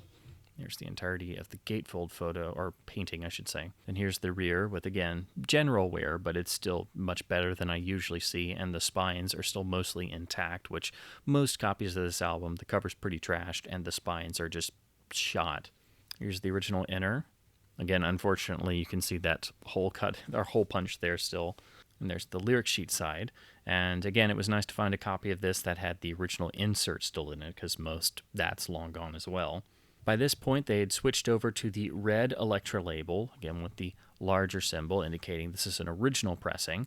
There are some versions of this album floating around with a gold label. Some people really try to find those. They are exceedingly rare, but I don't know. It doesn't seem like it's any different in terms of cutting. It simply is probably just what a particular plant used to use up gold labels. I've seen that on some other albums, even into the 80s, where you have an album that's one way on all copies, and then you find one where the label is just completely random or totally different. And you think you can chalk that up pretty much to, again, a particular pressing plant using up old labels or just doing a run with that old label. But that's a particular variation you can look for, as well as there is an RL cut version of this album floating around, which is probably from a bit later, but apparently that is floating around, and I'd love to hear that version someday. Again, you can see this red label Elektra is the same as the red label Elektra first album, self-titled reissue with the RL cutting. So if you look at Doors albums, of the first 3 albums, I should say, and they have this red Elektra label, that means they are a reissue from about 69 or so. And again, they should still sound excellent. They'd all be still all analog, but they won't be original gold label copies. So that's where that distinction comes from. If you're looking on eBay and it says original gold label Elektra, that means for the first 3 albums that it's a first or second printing, as opposed to the red label reissues. After this point, all the reissues would switch over to the Elektra Butterfly label, which is the green label with the butterfly we'll get to in just a moment. And so that helps you date those as being from the early 70s, about 1971 and later. They would go through other label variations, but primarily when you're looking at vintage pressings, you have the three varieties. Original gold label for the first three albums, switches to the red label for the Soft Parade, then eventually to the butterfly label for LA Woman, and then of course the reissues would follow that same pattern depending on what year they came out. So 99.9% of Soft Parades will have the red label for the original issue, and those 0.1% of copies out there with the gold label. Some people really try to chase those, but again, I don't think it's really anything special in terms of the cutting. I think the LP cutting is the same. It's just they happen to have a gold label instead of a red one. Now, this one is not a Monarch. It's a CTH or Terre Haute copy. So I would like to find a Monarch version one day, but again, I don't think there's any difference in terms of the mastering. And this LP itself sounds phenomenal. This is still in really nice shape. And again, you can tell the great emphasis on the recording technique. So this is a big leap forward for the band's sound. It's much more polished. I think they also improved what they were using in the studio. I can't remember exactly the number, but I think this was like they were using, I want to say it was 8-track or maybe 16-track recording. I can't remember exactly, but I do know it was a big leap forward with their producer, Paul Rothschild, and the band spent a lot of time in the studio, and there was a lot of turmoil with Jim Morrison at the time, so it wasn't a pleasant experience recording this album, but you can definitely tell there is greater emphasis on the recording quality and the technical side, and that shines on this album, which, again, it really grows on you over time, and this is still a fantastic sounding LP if you can find a clean original copy. It is easier to find this album in the bins in record stores, but it's very difficult to find a clean original copy that isn't, $30 to $50 by now. Now, unfortunately, I don't have a vintage original Morrison Hotel to show you. That's the one of the discography I'm still chasing a clean copy of. And again, I am shooting for trying to find a Monarch pressing. One day I would love to have clean original Monarch pressed copies of the first 5 albums. And Morrison Hotel is the one of the original albums in the original pressings that always eludes me in finding at least any version that's clean and is at a decent price. I've found a Monarch before, but it was overpriced and the condition was pretty terrible. Again, it's gotten very difficult to find any original Doors pressings, so I think it's important to go over their first major live release. This is the Absolutely Live album that was put together in the early 70s, about this time period, and it's been expanded upon in later releases and remastered in various ways. But there's still something important about having the original LP presentation, the mixes on here, and the particular live performances, and just the whole feel as a live album. So I think this one is important to have if you're getting the band's original discography, because this was compiled and put together at the time when they were still heavily active. And again, it's got particular mixes on here that are different to the expanded versions on CD later on. They basically did mix this album in with other releases on things like the In Concert CD, which my parents had when I was growing up. So I was used to some of this material, but never experienced it in this original form. So the cover's a bit beat up. It's definitely got heavy ring wear, but that kind of adds to the charm a little bit. The spines are still perfectly fine on the side, top and bottom, and the original gatefold is perfectly intact, which, again, you usually don't get. Even though it's got a little bit of ring wear poking through, this is still, it's actually the nicest copy in terms of the jacket that I've gotten, and I've actually seen in the bins. This album is usually destroyed when you find a copy. But the reason I picked this up is the price was right, the cover was okay, and the actual vinyl was still in really nice shape. So the records outweighed the cover in terms of condition. And of course, when you look at the back, you realize very quickly that the internal gatefold is one thing, but you can also fold out and make a full panoramic band shot. I'm going to pan back and forth or move it back and forth so you can get the idea. But this is one of the best gatefold jackets, in my opinion, in terms of the exterior, what it does when you open it in its entirety. So you could also very easily frame this jacket folded out like this. So as you can see here, you get the example of the 70s Electra Butterfly label. The CP in the dead wax indicates this was a Columbia Pittman, New Jersey press copy, and it sounds wonderful. Again, I don't know how obvious it is on camera because every record will look the same at this angle, but this is perfectly clean. It's got no damage, no heavy marks or anything, so this was well taken care of. And again, it is deceptive when you look at the cover and you see all the wear, and then you get to the LP inside, and it's at least a solid very good plus, if not very good plus plus. It's really a great listen, and I much prefer hearing this material on the original 2-album set as opposed to the reissue versions, which again did remix and remaster things a little bit in terms of the sound, and they mixed it in with other live album materials on other releases. So I much prefer hearing it in its original form here, and I think it's a nice compilation of the band's live act at the time, giving you that, again, that sort of time capsule feel, and that sort of you are there and this is what it would have been like had you gone to a handful of Doors shows, because again, it is compiled from an entire tour, but it's still a fantastic live album experience, and I think best heard on this original 1970s Electra pressing. That is, again, if you can find one that isn't totally destroyed by now. Now we come to the band's final studio album of the original lineup, of course, 1971's LA Woman. What you're seeing here is very close to a first pressing, but it's still not a first pressing in terms of the cover, thus it's not as desirable. However, this album is the easiest to get in terms of the original pressings, and all copies sound great. They all carry the same mastering from Artisan, and they have the little Artisan logo of what looks like 2 drumsticks inside of 2 little oval circles. It's hard to describe, but once you see that symbol, you can recognize it as being the Artisan logo. Again, that carries over onto all original copies, regardless of who cut it. I should say where it was pressed.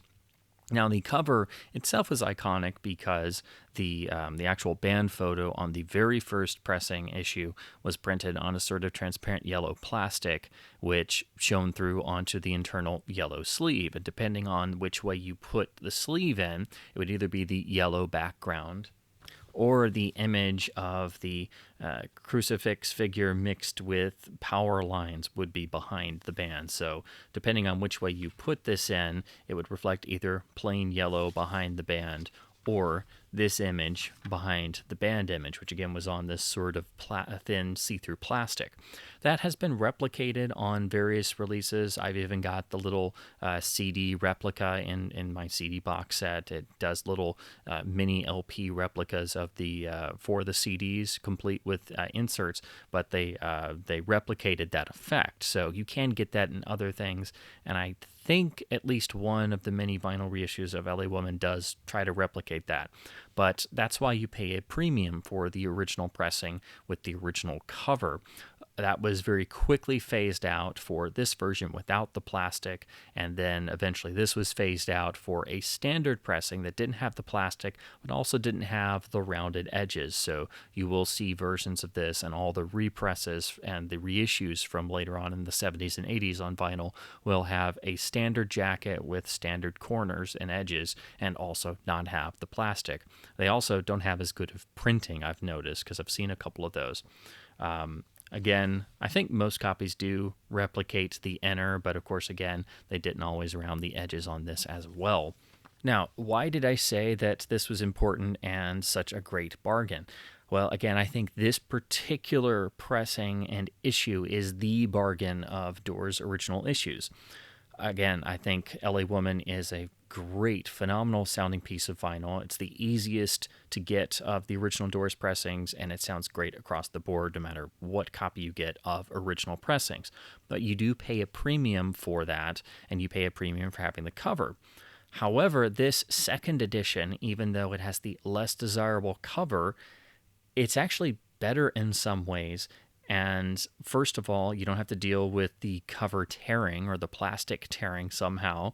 Also, you have the printed version, which is a lot clearer in terms of the band photo, and it's got the yellow there. You still have the same original inner sleeve, which is exactly the same as the original one. And most importantly, you get, I should also mention, you still get the rounded corners, so everything else is the same on the jacket. But the LP itself is identical to the first issue. It is still a first issue LP. It's still the same cutting. It's still a first pressing. It's just in the second cover. So this makes it much more affordable. These go for much less than true original covers. But again, the only difference is the cover. You still get the same first pressing LP. You still get the same insert. You still get the die cut corners and everything. And you don't have to deal with the plastic tearing. And again, in some ways, I do like having this version more. It's easier to deal with, and the printing's a bit better. I still would love to get an original version with the plastic window, but again, those carry a price premium, and you can get this for a fraction of the cost. I paid $10 for this years ago, and it's still been my go-to. It's still in excellent shape, and outside of the plastic on the front, it is identical to the first issue as far as I'm aware, and I've been able to tell, and I've heard this from other people as well. There is no really perceivable difference between the two. You still get the rounded edges, and everything else seems to be exactly the same in terms of the printing. So if you can find an original LA Woman and you can find one of these, you can get it for still usually a really great price, and usually at least it turns out to be at least half the cost of the original with the plastic cover. And again, the only difference is that window is plastic and this one is printed. Everything else is the same. Again, on the Electra Butterfly labels, this being the final of the band's, or I should say the band's last album with the original lineup, this is a great sounding piece of vinyl. It still sounds great today. Nothing really comes close to it in terms of sound and impact. It's a beautiful sounding album, and even though it is quite lengthy on the sides, you can see the Debex is quite narrow. That doesn't really harm the sound, and again, I think the only thing that would be comparable to this in terms of great sound quality would be some of the audiophile reissues. And again, I really want to get the Analog Productions 45 RPM set before it's totally gone. I want to do a shootout with this one because this one is the easiest go-to for great sound, and it's the easiest to be able to get a hold of an original pressing because they're much more plentiful, it being the last album and having more copies printed originally. There are reissues of this, and if they did start changing the cover, so you want to find a first pressing, and it is doable. It's affordable in comparison to the other ones, and it's much easier. So if you want to start somewhere, this is the easiest place to start, and do yourself a favor, track down an original first pressing and try to get one of these with the almost original cover, and it will save you a substantial amount over the true original cover with the plastic window. Again, this is a great sounding LP. It's still one of my go-tos as a demo disc. It still sounds fantastic. The recording was great. The band was on fire. It just was a wonderful moment of everything coming together and resulting in one of the great albums. Now we move on to Duran Duran, which is I have a significant amount of their releases in my collection.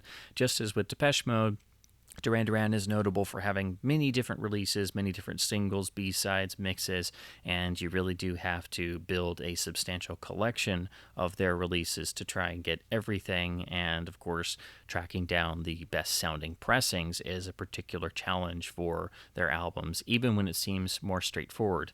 So I do try to follow the country of origin rule, and for the band's early albums, that really comes into play. So here we have their self-titled debut. This is the original UK first pressing with the original cover. This is in really nice shape, and it took me a long while to find this original pressing at a good price and get it here in the US without having to pay crazy import fees or something. So British original Duran Duran vinyl is out there.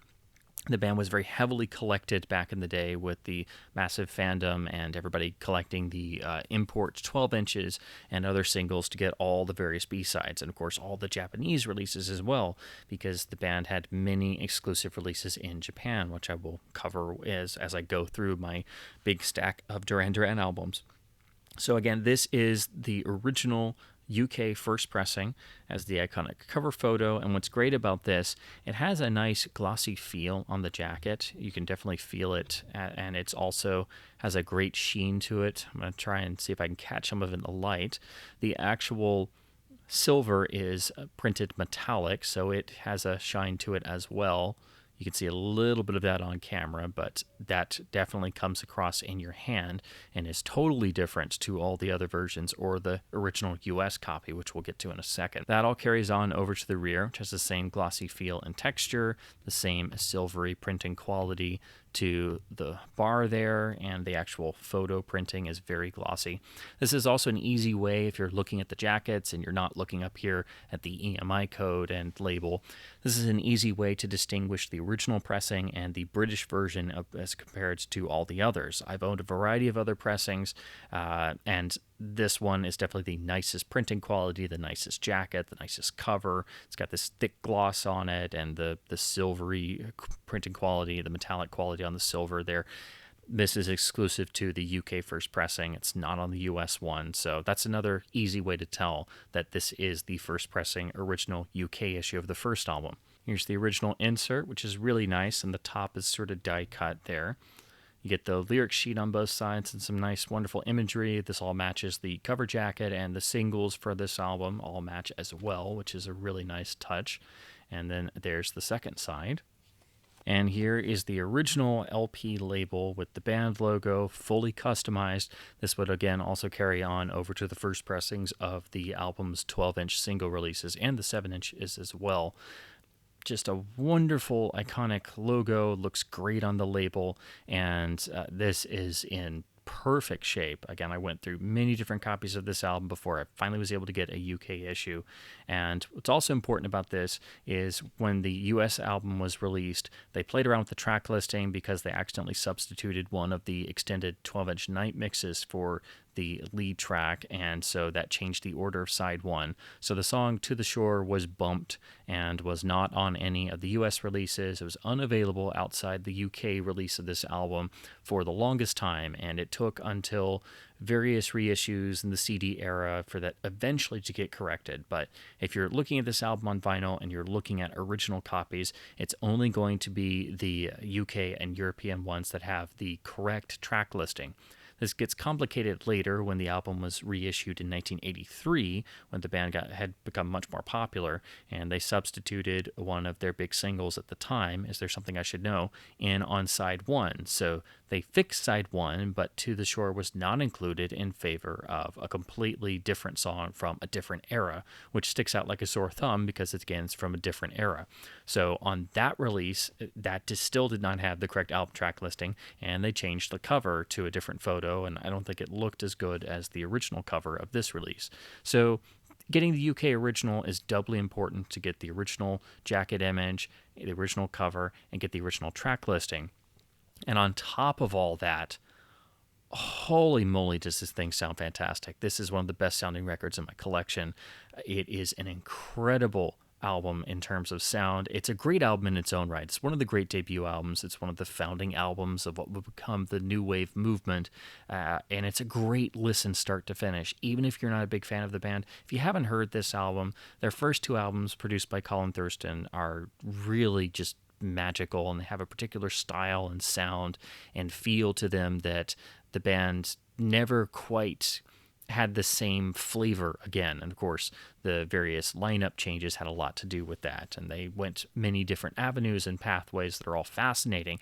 But the first two albums in particular have a particular sound to them that was honed to a point during their days as the head band in the Rum Runner nightclub. So you get that feeling, especially in the first and second albums. But this is a great album. It's a phenomenal pressing.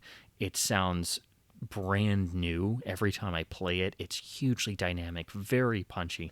It just sounds amazing. Again, this is one of the best sounding records in my collection, including modern stuff. It is a beautifully pressed record. If you can ever find one of these, please do yourself a favor and get a copy. It sounds phenomenal, and no other version I've tried comes close to this. This album also had a horrible sounding deluxe edition remaster. Avoid that at all costs. It's so bad that even members of the band said it sounded terrible. And if you know most musicians and band members, they're not really audiophiles. They don't really listen to their own music, and they usually don't comment on various remastering projects. But that one was so bad that Andy Taylor himself, the original guitarist, said it sounded like somebody mixed it down in the pub, and it's horribly loud with loudness compression. So this is a beautiful experience. This is the way to hear this album. It is a must-own record if you can find a copy. The US original copy, which I'll cover next, still sounds pretty good, but it does have the track listing difference. But man, nothing compares to this. This is, again, one of the best sounding records I've ever heard. It's one of the best sounding records I own. And I think it's only bested by the band's follow-up, which of course is Rio. So just one of the great records, one of the great record pressings. Try to find this original UK version. You will also stumble across, there is a Dutch copy made in Holland. It is using the same or similar stampers to the UK version. I think some copies were just pressed in Holland for some reason. It carries a similar jacket. It's not quite as good, and it will have a little made in Holland designation. That gets you pretty close to this. That was the version I had for a while, and I finally sold that when I was able to upgrade to this and get the true original UK copy. So that is floating out there. If you're looking at copies on eBay or you're looking in a store, do keep in mind the Holland version is almost identical to this original UK version, but it's not quite as good. It's like maybe 90% there. So it'll serve you really well. It still is better than the US version, but it's not quite up to the standard of this UK first pressing. This is a phenomenal record. Again, I don't exaggerate when I say this is one of the finest sounding records I own. This is one of my demo discs, one of my like 10 top demo discs I use to wow people, and I think the tracks themselves sound better here than anywhere else, except for those that are on the 12-inch singles, because those are at 45 RPM speed on the UK 12 inches, which I'll get to again in just a second. Now we move on to the original US version of the album that uses the UK cover art. This was the first version I owned on vinyl, and it was a real eye-opener for how these tracks could sound.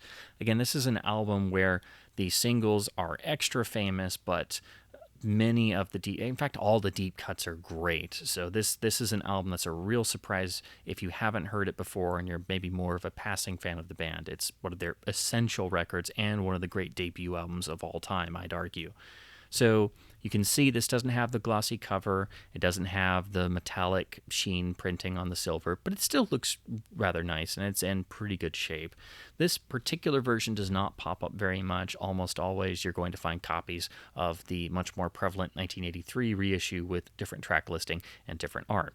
If you look here at the track listing, though, you'll see that, again, as I said before, the song To the Shore is not here, and the track listing has been revised. Planet Earth is now track 1 because either by accident or on purpose they used the 12-inch night version of the song, which is, I think, better than the single version. The night mixes of Planet Earth and Girls on Film, I think, are the band's best 12 inches, and it's a great way to introduce the band to U.S. audiences, and so that is at the start of side 1. And it's a real different experience hearing the album this way. So that's why I've held on to this. And again, it's the first version I owned on vinyl. Now, this was released on the Harvest label here in the US, which is why their logo is down here. It means it's on the green Harvest label from this era. And after this point, the band would sort of fluctuate on the different labels and imprints they were done on their first 2 albums. Rio has a lot of variations, but the first album on this original release is the Harvest version. This is in really good shape in terms of the actual album pressing. The mastering credit, it's got the master by capital stamp, and it's credited to Joe LeMay. It's a really nice sounding LP, even compared to the UK version, which still blows it out of the water. But this is no slouch in its own right. And again, this is an album that is great start to finish. But again, you have to keep in mind, this has the night version of Planet Earth as track 1. So it is a different listening experience. It doesn't have To the Shore, so it's not the true original album. It's the first American version. But it's still a fantastic sounding LP. You can blast this thing and it sounds great. So, kudos to the original mastering engineer. I don't know who made the decision to alter the track listing, but it still plays really well. Just keep in mind, it's not quite the original version.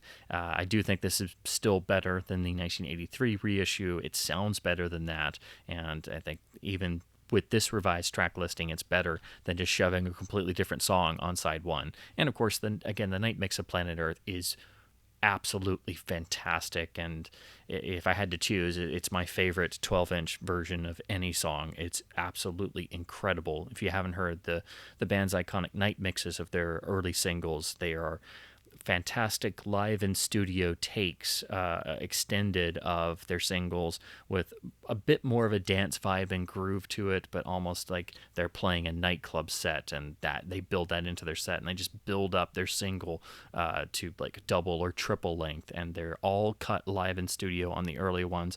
I think the best of them is Planet Earth, so I can understand opening this album for the US audience with that version of that song. Now, as I said before, the band is well known for their various single releases, and while I don't have every single, I have made a point to try and collect the various UK 12-inch 45 RPM singles, at least for the first two albums, and get their unique mixes and the unique night versions, and also the great B-sides, all at 45 RPM speed.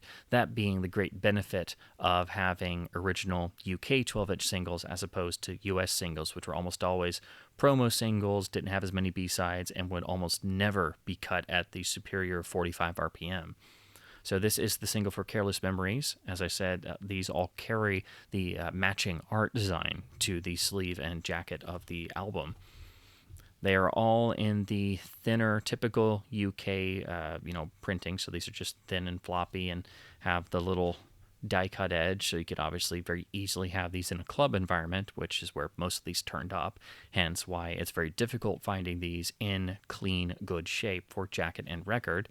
This has the B-sides of their cover of Bowie's Fame and Canada. There you get the custom label.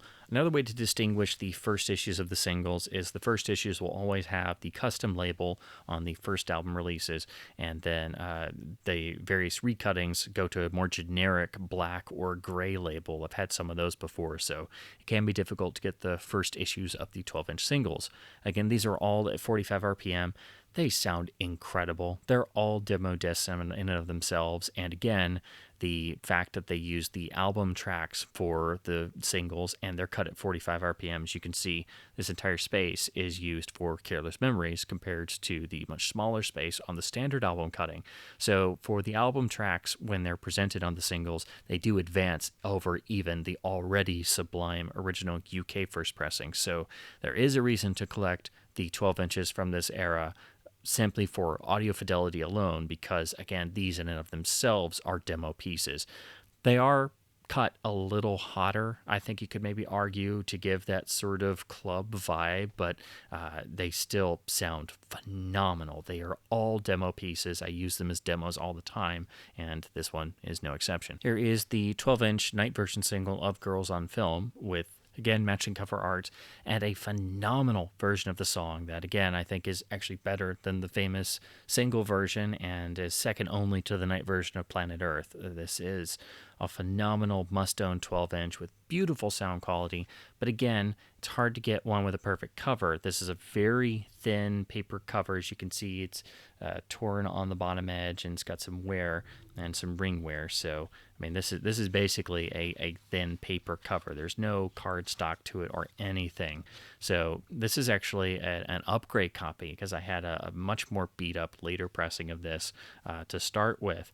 But eventually I got this one where at least the paper cover is relatively intact and in good shape. But again, it's very tricky to get one of these where the cover isn't totally destroyed, because again, this is, I mean, it's literally paper. It's not even, there's no real cardstock feel to it at all.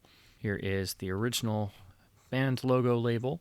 This one was mastered differently. This one has a Townhouse stamp in it, indicating it was mastered at the Townhouse Studios in London. Again, this is cut at 45 RPM and has the standard version of the song, the album version on the B-side, also at 45 RPM. It's a brilliant sounding version. Again, this is another demo disc with all the requisite punchiness. You can throw this on and totally blow people's minds. And again, the night version is just amazing, and I think superior to the iconic single version, simply because it's much more epic and much more has that dangerous sort of, again, nighttime vibe to it. If you've ever seen the famous adult video of this song the band shot, and you've heard the version of the song in the video, which itself is extended, it is a version of the night version of the song. So if you ever wanted to get that version on vinyl, this is what you need to find. And again, the 45 RPM cutting makes all the difference. As you can see, there's a much smaller dead blacks. The song takes up almost the entirety of the side, cut at 45 RPM. This is another demo disc. It's one of my favorite things to pull out to just demo to people, or to show them that, there is a reason why I do what I do, and there's a reason why you should track down specific cuttings, because this sounds practically brand new. It sounds amazing. This is one of the essential 12 inches to have, I think, without question. So everything I said and then some for the Planet Earth night version 12 inch. Whoa. As much as I love the Girls on Film night version, the Planet Earth night version is even better. It makes the song that's already a great classic single, one of the band's signature songs, even more epic. And again, if I had to choose my top 12-inch mixes of all time, my top two would be Planet Earth night version and Girls on Film night version at number 2. So this is a must-own 12-inch. It's a demo disc. It's just an incredible record. And again, all at the UK standard 12-inch rate of 45 RPM. So you're getting the sonic improvement over the standard 33 1/3 speed. This one, thankfully, is a cardstock cover. It's got a little bit of spine wear there, but otherwise is really solid. This again is another I've had to upgrade before, because it's very difficult to find one of these where the LP and jacket are okay. Again, this is the first issue with the custom label. I had a later issue originally that just had a standard black label with the band and the standard credits in text. So you do want to find an original copy with the original label. This one is pristine. It's the best condition I have of the first album's 12-inch singles. What's also great about this, it does include the standard album version of the song on side 2 at 45 speed, so you get a better sounding version than the already great album version, plus the B-side. And what's also great is you don't have to track down the UK 7-inch, because you're getting the album version of the song on here, plus the B-side, plus the night version at 45 speed. And it's much easier to get one of these, and much going to be much cleaner than a Played to Death or an original UK 7-inch 45 single. So that's another reason why I like these. I'm not a big fan of 7 inches anyway. They're harder to work with. They're harder to clean, harder to store and file away. So that's why I really love British and European original 12 inches. They're all at 45 speed. So you get all the benefits of 45 RPM without the deficiencies of a 7-inch and the headaches of a 7-inch, and there's more space to include more tracks, and so it's really great when they include the album version as well. But again, the night version of this song is incredible. It's my favorite 12-inch mix of all time. It's incredible on this 45 RPM 12-inch. If you ever decide to get into singles, or you want a phenomenal demo piece, please get a copy of this single. Get the British original. Try to get a first version with the label. This thing sounds like nothing else. It packs a punch like you wouldn't believe. It's a demo piece to end all demo pieces. It's one of the best sounding records in my collection. It's so alive and immediate. It sounds just as fresh as the day it was recorded. I mean, I can just keep applying superlatives, but you won't understand until you get one of these and play it for yourself. It is a phenomenal piece of vinyl, and you can actually get one of these and you don't have to pay a whole lot of money. It's a bit harder now with the Vinyl Revival pricing, but you could still get copies of the Duran Duran UK 12 inches for usually between $10 and $20, depending on condition and pressing. And some are harder to find than others, but this is, I think, the most important one, and it's my favorite one. And it is possible to get a beautiful demo disc piece like this for very little money, because they're not really talked about outside of fan circles. But I think it's a must-own single. It's a must-own 12-inch, and just an incredible piece of vinyl. And then just to go over it, because I have a copy, this is the aforementioned 1983 reissue here in the US and other territories of the first album, with the updated cover art with new photo. And of course, this is where they inserted the then current Is There Something I Should Know single on side 1 in the place of To the Shore. So once again, the original UK album track listing was not available here in the US. This is a dollar bang copy I got years ago just to check out and see what the sound was like on this. So it's not in great shape, but it's better than I think every time I pull this out. I just have this for the variation, and again, because it was a dollar bin copy. The cover has a lot of wear overall, but the actual LP is perfectly fine, so that's why I've kept it. It's on the standard Capitol Rainbow label from the 80s. It's got mastered by Capitol information, but it's a different engineer than the first cutting on the Harvest label. And I do think, while this still sounds good, I still do prefer the sound of the Harvest version if you have both US first and then 1983 pressings to compare. I do think the original Harvest version sounds better. However, this does put the original versions of track 1 and 2 back in place. So that was nice to see, but of course they couldn't leave well enough alone and give us the actual UK album. They shoved in the then charting popular single of the time in the place of To the Shore. So once again, we didn't have the original UK album here in the US. Again, this is still a solid sounding copy of this album. If you find this version, it still sounds great, but keep in mind this is the 1983 specific reissue version of this album. And once again, we did not have the UK version of this album here in the US on vinyl in the original era pretty much ever. So do keep that in mind, that this is not the proper track listing, but it still sounds great.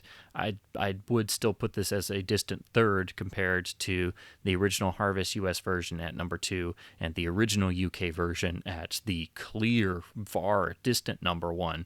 But again, both US versions sound great, and I'd put that Dutch Netherlands copy like in at the 1.5 position in between the original UK version and the US Harvest first version.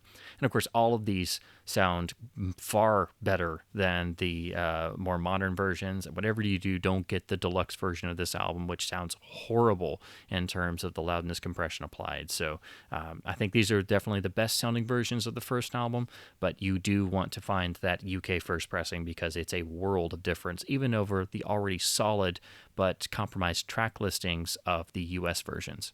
So now we move on to the band's second album, which is their iconic masterpiece, Rio. This is by far and away not only their best-selling and best-known album with many of their biggest songs, but it is one of the great albums of not just the 80s, but all time. And also, I think, one of the all-time greatest follow-up sophomore album efforts, if not arguably the greatest. It is 9 tracks of absolute perfection. Finding the best sounding version, though, is a bit difficult because there's a number of variations and a number of different issues. And then here in the States, we never got the original album in terms of the mixes, unless you count the first pressing, and none of the US pressings sound that great.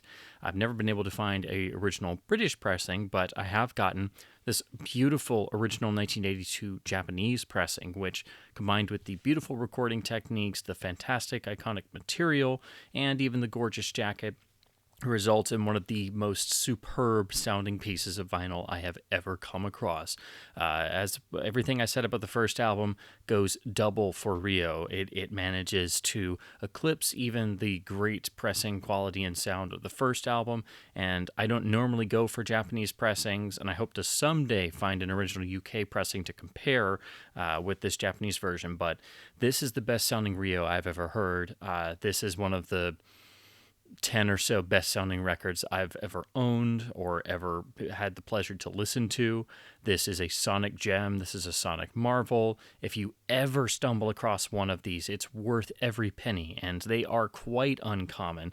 I was very lucky after quite a number of years searching for either a UK or Japanese copy to find this one, complete with the Opie strip and everything from, surprisingly, a really fantastic record store. I got it from them on eBay long before I ever was able to visit them in person, but a record store in Knoxville, Lost and Found Records. They have an eBay store. So if you ever find yourself in Knoxville, Tennessee, please check them out, Lost and Found Records. They are one of the absolute best and friendliest brick and mortar stores I've ever been to, and they have a really fantastic eBay store as well. So it was really surprising to find this copy there, which I got at a fantastic price, and this is in super minty shape. Still has the original Obi strip, which you don't always get on the Japanese copies. In the 80s, all the Duran Duran albums were released via Toshiba EMI in Japan, so you'll see their logos everywhere. They were, of course, EMI, an EMI band, EMI in Europe, and then a variety of labels here in the US, eventually becoming primarily just Capitol. Rio was a transitional album for the band in terms of how they were received, built off the success with the first album, and had quite a bit of trouble getting off the ground here in the US, hence all the various releases. And again, the sound quality of the US versions is really inferior. In fact, I don't really recommend the main US pressings at all. You really need to get a UK or a Japanese version to really hear this album. And again, this is one of the best sounding pieces of vinyl I've ever heard, so I can swear by this Japanese version. It sounds like a brand new album. It is just a phenomenal mastering and pressing job. And again, it's one of the 10 or so absolute sonic joys of my entire record collection. And again, I don't say that lightly. This is one of the best sounding albums I've ever heard, and it's such a joy to listen to. The Obi strip itself is on extraordinarily tight. That's why, if you notice, it kind of curls up some. Well, not curls, but it's a little bit off the actual top of the cover and jacket itself. So I've tried to very carefully slip this off and remove it before, just to look at the jacket without the Obi strip, but I'm terrified of accidentally tearing the Obi strip because, again, it's on there so tightly, so I just leave it as is. Here's the original insert, which pretty much matches in all territories. It's a nice glossy paper stock, nice band shot, and then here is the lyric sheet side. There is some little bit of staining here in the corner, but it's a perfectly fine, and certainly in better shape than my very not so good US copies and their inner sleeves, but still great to have the inner sleeve on the Japanese release, so it is complete. And here we have the original 1982 Japanese pressing of Duran Duran's Rio. This, again, is just one of the most superb sounding pieces of vinyl I've ever come across. It's the best sounding version of Rio I've heard. I have not yet heard a UK original. That has eluded me just as long, and of course longer, than getting this Japanese version. And for some reason, they never pop up here in the US, and then when they do, they usually go for $75 or $100 or more. Why, I don't know exactly. But it's the one original Duran Duran 80s album of the UK pressings that has just eluded me. So I'm still hunting for that.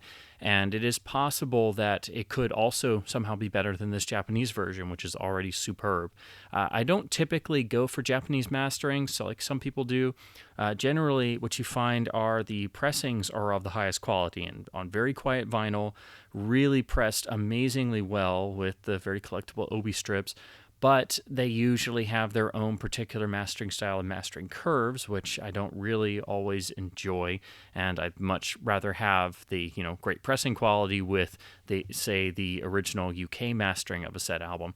But with Duran Duran, it seems to be because they were so huge in Japan so early on, they did so many special custom releases and special singles with special B-sides and mixes and things that were catering expressly to the Japanese market, that their releases didn't really get that same degree of different masters and things. So it is possible this is the UK master, just pressed in Japan. I don't know for sure. I'm not exactly sure who did the mastering on this in particular, but it is just absolutely superb. And if you've only ever heard a US copy of this album before, you have not heard it. The US copies are really, they're not just subpar, they're terrible. They really are. They sound like you're listening to a cassette under a wet blanket. I mean, it is just unbelievable how the difference. This is the most dramatic difference I've ever experienced between a U.S. copy of an album and a foreign import copy of an album. It is not just night and day. It's like imagine listening to the master tape of an album as compared to a recording of a bad cassette dub. That's the difference between this Japanese first pressing and the various pressings here in the US. And again, you are also getting the original UK track listing with the original UK album presentation of the songs, which were changed up for the US market on the second and third pressings, which are much more common. So there are many varieties of Rios out there. There are all of these remixes of the songs done by David Kirschenbaum in 1982, 83, and of course the single mixes as well. So depending on what territory you're looking at or what country you're in, there are other varieties of Rios out there. But for the most part, Europe and Japan were all on the same page and using the correct, proper version of the album. And I've heard this album on digital formats many different times. Again, this got, like the first album, got a horrible deluxe edition with terrible loudness compression. Avoid that like the plague. Some of the early CDs are supposed to sound really good, but I've not gotten to try some of those yet, like some of the Japanese CDs from the early 1980s. But for me, this is the definitive sounding version of this album. This is incredible. If you can ever find one of these, it's worth every penny and beyond. Again, this is still one of the best sounding records I've ever heard. One of the crown jewels of my collection and the definite crown jewel of my Duran Duran collection. Now, remember what I said about the US copies sounding pretty darn terrible? Well, that is definitely the case. This is rather beat up, but still actually a quite uncommon copy. This is the US original first pressing on the Harvest label. So, of course, it has the iconic original cover art and is the first of 3 varieties of the US first and second and third pressings. I've heard some people call them all the first pressings, but I like to differentiate because they're all different. So this is the first pressing. This is definitely the rarest to find of the 3, and you can easily tell them tell the difference between them on the jacket by flipping over to the reverse. And if you look here under the credits, you see Tritech, and then you see the Harvest label right there. So if you see that logo on the back and you're after this particular copy, again, that's how you tell them apart. The later versions will all have capital logos on them or mention EMI somewhere. And both of those, the second and third versions, have the David Kirschenbaum remixes of several of the songs, particularly the singles. That was done as a means to try and better sell the band in the US market, which really hadn't caught on. And it was, of course, really the explosion of MTV and the videos made for this album that really broke the band here. But as a means to expedite that before that really happens, the record label thought that it was the songs that needed work. So they brought in this mixer, David Kirschenbaum, this producer, to remix them and basically make dance remixes of the songs. They were released in other territories as the Carnival EP, but here in the US, they were shoved onto versions 2 and 3 of the Rio album. Version 2 has some remixes and then some album tracks, and version 3 has even more remixes. I believe it's Hungry Like the Wolf is the remix that is changed on the third version. So the third version is even more remixed than the original superior UK presentation. Some people really like the remixes. I personally don't care for them at all, so I just have these US versions because I got them first, and it's nice to have the alternate presentations. But the first version is the UK track listing and the UK mixes, so that's why this one was quickly recalled and is the hardest to find of all 3 US pressings. So here is the label. Another way to distinguish these US copies from the UK and Japanese is those have the nice aqua label. These have the nice light purple or lilac sort of label. So if you're looking at copies online or in stores and you can't see the US or UK markings, you can very easily tell by the color of the label. Again, the Harvest label is here, so you see the Harvest logo, I should say. And in the dead wax, it does have a handwritten TML indicating this was cut at the mastering lab. But for some unknown reason, I don't know why this happened, as I said before, this is an unbelievably bad sounding album in terms of the pressing quality. Well, not the pressing quality, but the mastering quality. Whatever source they were given sounds like, I've often wondered if maybe they had the cassette tape copy tape to work from, because it's so muddy and muffled. And if you know how this album can sound on the other foreign copies, it's unbelievably inferior. So while this is the best of the 3 US versions because it doesn't have the various remixes on there, and it is the album proper in its proper mix, it just sounds so muddy. I think the closest comparison I can make between a US muddy sounding version and a foreign pressing sounding so much clearer would be U2's Unforgettable Fire. The US Sterling copy, which is still pretty common, it has this murkiness to it that I just thought was inherent to the album, because that's how the original CD sounded a little bit as well. And it wasn't until I got an original UK copy, it was like the veil was pulled from my eyes, or I should say my speakers, because it was like lifting that wet, muddy blanket off, and just this whole world of clarity came in. So that's what you get here with Duran Duran's Rio. Again, this is the hardest to find version of the US pressing. So, and also I think if you want a US copy, which I wouldn't really recommend because they all sound really crappy, this would be the one to go for, because it doesn't have the dance remixes that they're okay on their own, but they shouldn't have been shoved into the album. I think that was a mistake. And then, of course, it just confused record buyers in the 80s who were just getting into the band and heard fell in love with the songs on the MTV video presentations. So again, that's how you tell apart the first version here in the US from the second and third versions. So here we have what is the much more common, and in the shape you usually find it in, US third pressing of the album. It is very hard to distinguish the second and third pressings. They both feature David Kirschenbaum remixes of the main album singles, but the third version is more common than the second. This one plays around further with Hungry Like the Wolf. So again, that's the key difference. The cover looks identical, but as I said before, when you flip over to the back, and you look at the company logos, you can clearly see they've switched over to having a capital logo here. So if you're looking at a copy in a record store, or you're looking at a copy anywhere, and it's got the capital logo, you know for a fact it's either the second or third version of the album. Now, in terms of the actual label, this one's also a little bit different. This is printed on this slightly different colored label. So it's not light purple. It's this very light pinkish sort of shade. And of course, it has the Capitol logo there as well. So again, if you see Capitol, you know it's a second or third version. And in the dead wax, there's a handwritten, it looks like Precision, indicating that this was mastered at Precision Mastering. This one does sound a bit less muddy than the first pressing, but of course that's probably because they were using these brand new remixes from David Kirschenbaum again. So those tracks sound pretty good, but the other album tracks that were not remixed sound just as not very good as the US first pressing. This copy's not in the best of shape. I bought it in a dollar bin years ago simply because it was another of the versions, and I was curious to hear how it sounded. Now, there are rumors, there is talk on music forums when you talk about Rio, and you really have to talk a lot because there's so many varieties and variations out there. There is talk that the record club pressings of this album here in the US are actually really good, if not comparable to a UK or Japanese copy. I've read that and heard that, and for the life of me, I cannot find a record club pressing of Rio anywhere, whether it be Columbia House or BMG or RCA Club. I can't find one. So if that is indeed the case, please do let me know. Anybody who may be watching this in the comments, let me know if you have a record club pressing of this and it sounds really good, or if you happen to have multiple Rios and you have a club copy, a US standard, and maybe a UK or Japanese.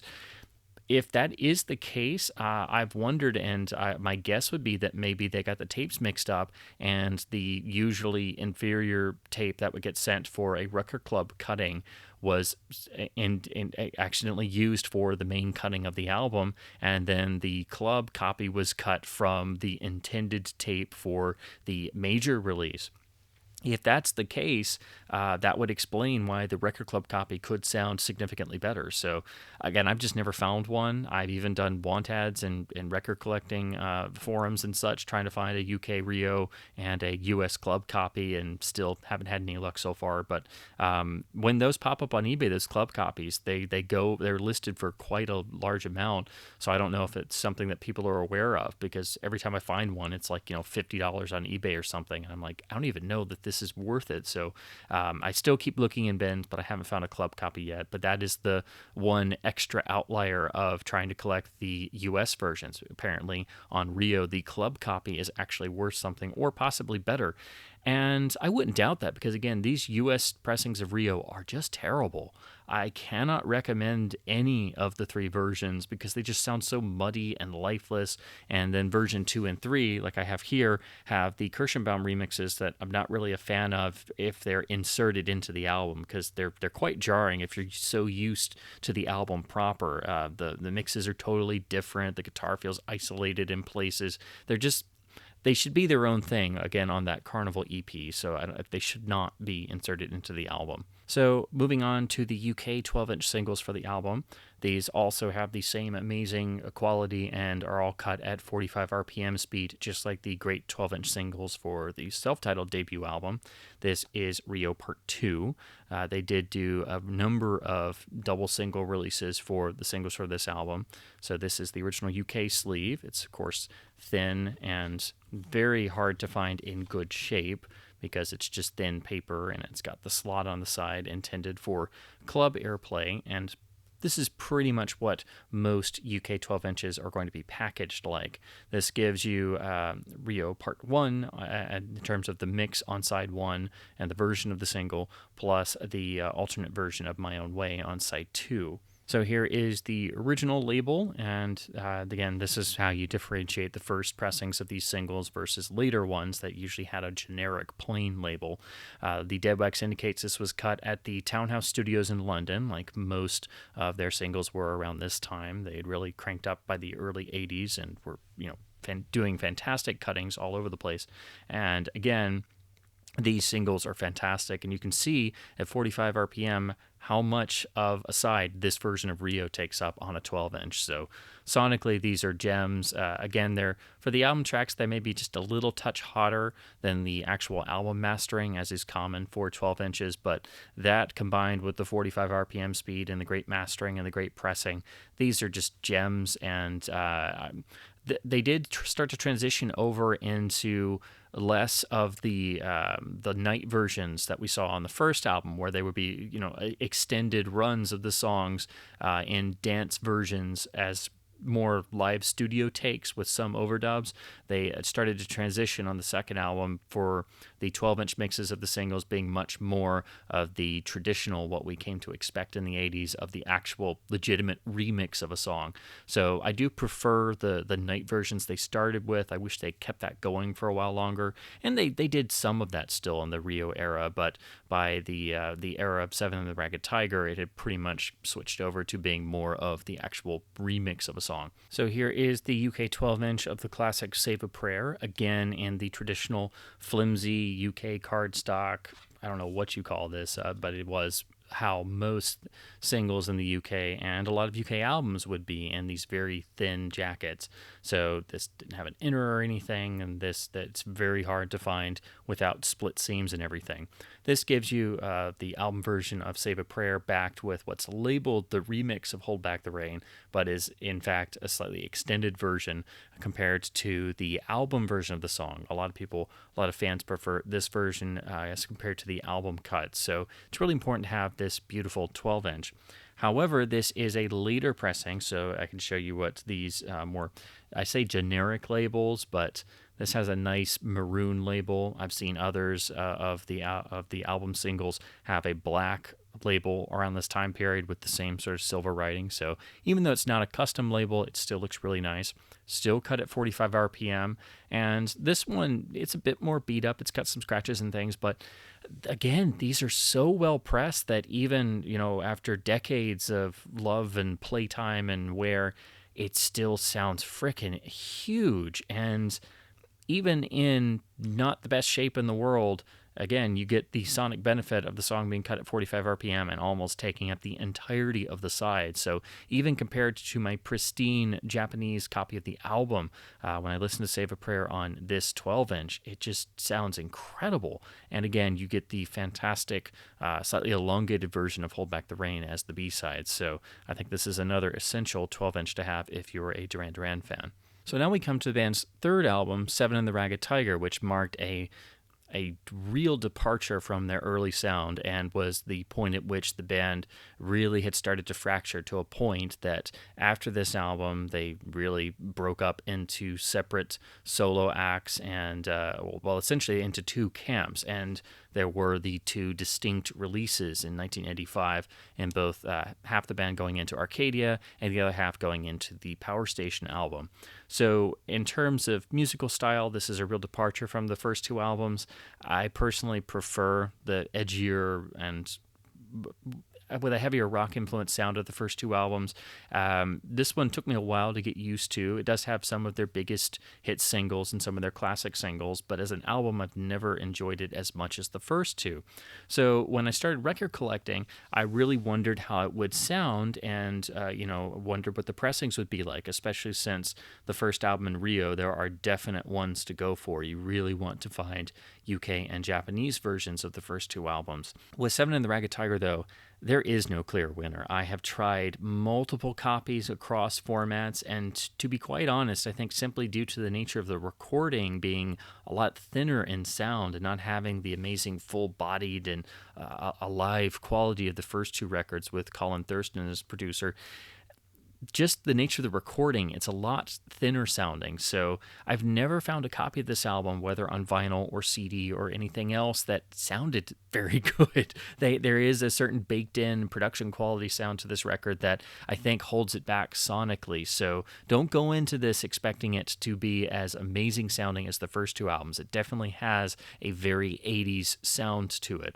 So this is the original UK pressing, which is very uncommon to get here in the US. I was very lucky to stumble across one of these after a long time of eBay searching. I will say the jacket printing, if you hold it in your hands, it is much nicer than the US copies. It has a little bit more premium feel. There is a gloss finish on the entire front jacket, not just the band photo. And then if you flip over to the back, the credits are different. Let me see if I can get the glare off.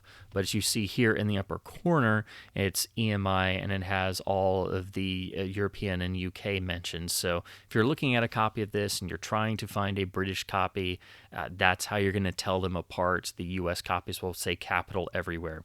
That's usually the easiest way to look at Duran Duran 80s pressings and trying to see if you're looking at a US versus a UK. The US copies will have capital everywhere, and the UK copies will say EMI and have no capital. So other than that, the jacket is the same across the world. There are no mix variations, and again, it's kind of hard in this lighting. I'm trying to show you to where you can actually see the track listing there. This was also an album that was very quickly put on CD, and the original stock US CD sounds really good. I think it's the best digital sounding version of this album, but it too sounds very similar to the album versions. I would say maybe it's a tad harsher like most early CDs could be, so I do still prefer the vinyl versions, but it's very close. Again, I think the production of this album in terms of its sound really does hold it back, so don't go into it expecting a sonic masterpiece or marvel like the first two records. And if you like this particular album or this era of the band, I do think it is important to have on vinyl, and there's really no clear winner, I don't think. I kind of lean towards this UK first pressing over the Japanese and the US versions, but I'll talk about those in a second. I think each has their own strengths. In the UK, they got this much fancier inner with the die-cut corners, with the special logos, and then on the back, you get all the lyrics and the credits. It's got a nice glossy finish to it as well. So in the UK, they definitely got the fanciest inner, because in the US, we just have plain ones. The labels are similar across all the releases. They're all on this parchment-looking label. So again, it is more difficult if you don't have a picture of the rear of the jacket and the inner to determine if this is a US or UK pressing, but it's pretty much the same. So in the dead wax, it says A-Run, which is the signature of the great engineer A-Run Chakravarty. I hope I'm pronouncing that correctly. He did cut a number of Duran's early UK releases. He cut versions of the first album, and I believe he is the one who also cut the UK first pressing of Rio, so I really want to get that to look at his mastering. I think this one has the edge over the other ones if I had to give the nod to which of the vinyl editions I have that I think sounds best. So I do think this one edges out a little bit, but again, they all sound pretty similar. They're all extremely well mastered. So you can't really go wrong with any of them. But again, because the recording is so limited, it makes it very hard to choose one that sounds head and shoulders above. But yeah, I would have to give the nod to this one. I think it has a little bit more emphasis in the tracks. It makes you get involved in the listening experience just a little bit more. But it is a very fine line. Again, all of these are as good as they can be. But if I had to choose the best, I would probably go with this one. So here is the Japanese first pressing, again on Toshiba EMI with a nice obi strip. This is done in the same manner as Rio and the first album. So I would love to someday get the Japanese first pressing of the first album just to compare. This, like almost every Japanese pressing, is exceptionally well pressed on extremely clean vinyl. It's a wonderful listening experience, but it's still the same recording, so it's still not as dynamic, say, as the Japanese Rio. I can't tell if they made any major mastering changes because, again, it sounds rather similar to the UK and the US. They all have a similar sound to them. So, again, it's hard to pick a clear winner. There's just something about the UK pressing that the mastering there just always gets me invested more when I'm listening to this album. I never thought I would find this Japanese copy. I wasn't particularly looking for it because I think the expense of tracking one down would really help with this particular album. But I found this very minty copy at just a wonderful price, so I couldn't say no. I'll show you the rear. This one has more of a matte finish on the jacket, so it doesn't have the same fancy gloss as the UK pressing, but it's still done very well. The imagery looks great. Again, the obi strip looks really nice, and the Oryx logo there is supposedly, like the Japanese Rio, I believe, a certain type of vinyl formulation that's supposed to be a lot better. The original inner is just paper here, so it has the same art design, but again, it's not the fancy cardstock as the UK pressing. And almost identical labels, just, slightly different catalog numbers for the Japanese pressing. So super clean piece of vinyl, extremely well pressed. The mastering on here is good. I just prefer the UK version slightly, but again, I think due to the nature of the recording, none of these sound as just huge and dynamic and amazing as the first two albums. I should also mention, since we're talking about the Japanese version, Mobile Fidelity Sound Labs, or MFSL, did a LP of Seven and the Ragged Tiger back in the day. It went quickly out of print, so it is absurdly rare, very expensive, as are all classic out-of-print MoFi titles. And if I'm remembering correctly, that was also pressed in Japan. I've heard it's supposed to be really good from those who have mentioned it, but I think so few people have ever owned or seen one that there's not too much information out there. So I guess it is possible that that could be the best sounding Seven and the Ragged Tiger. I've just not gotten to experience it because of the rarity and the extreme price that usually sells for hundreds of dollars.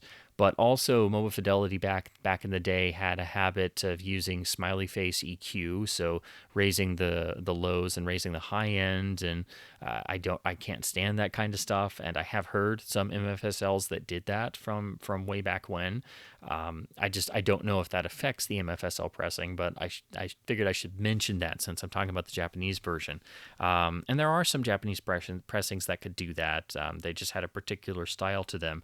So this is still a great way to listen to the album, a very uncommon way. This still goes for quite a bit, nowhere near as much as the MFSL version, of course, but that's just another variant floating around. I'm still amazed I was able to get a Japanese Seven and the Ragged Tiger, but again, I do still slightly lean towards the UK pressing. So now we move on to the US first pressing, and just like with Rio, there are some variations in terms of the US copies, but this is more in terms of the actual cutting.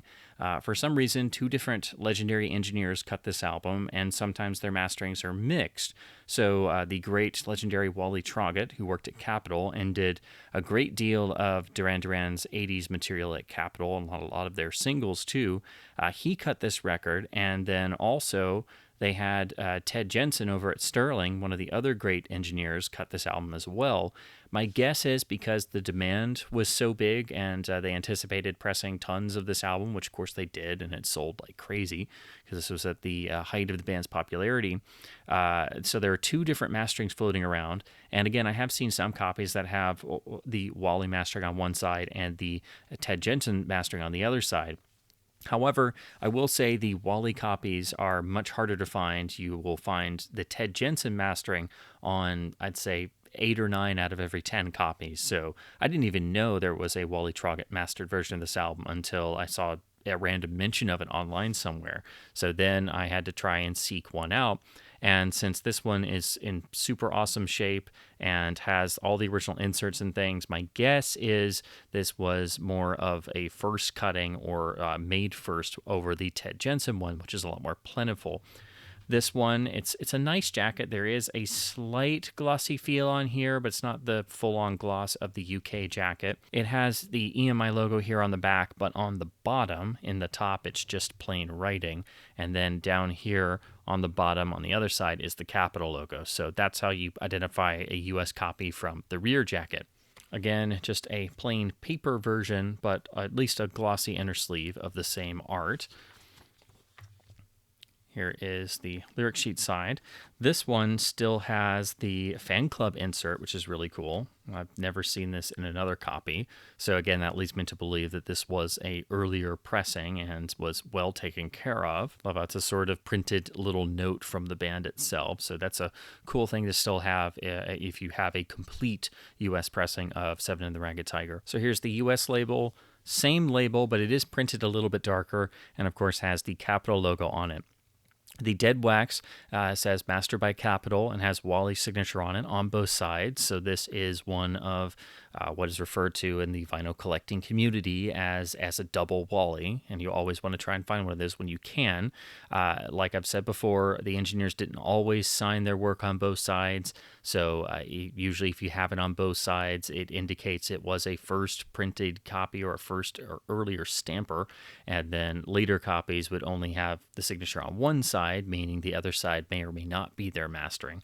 But if you've got it on one side, you know it's a good indicator, but you always want to try and find it on both sides. Hence, it is something you really want to try and find if you're looking for certain cuttings. So with Wally Troggett's cuttings, it is really imperative or important to try and find the elusive double Wally copies. So again, I've looked at many copies of this album in record stores. Very rarely do I find the Wally Troggett mastered versions. I've never found one this clean, and certainly never found one with the little fan club insert as well. So that leads me to think that this was the first US cutting.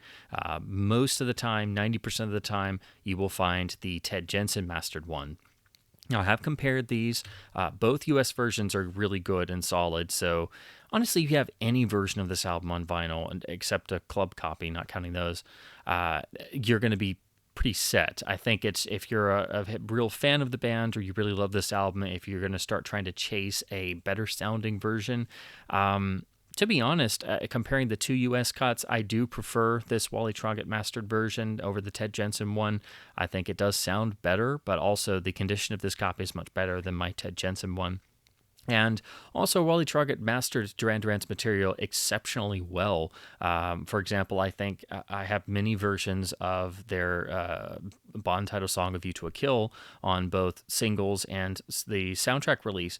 And his mastering on the standard soundtrack release is actually far superior to all of the single versions, even the original UK 45 RPM single on white vinyl, which took me forever to find, is not mastered as well as Wally Troggett's mastering on the standard US LP, which is at 33 1/3 standard speed.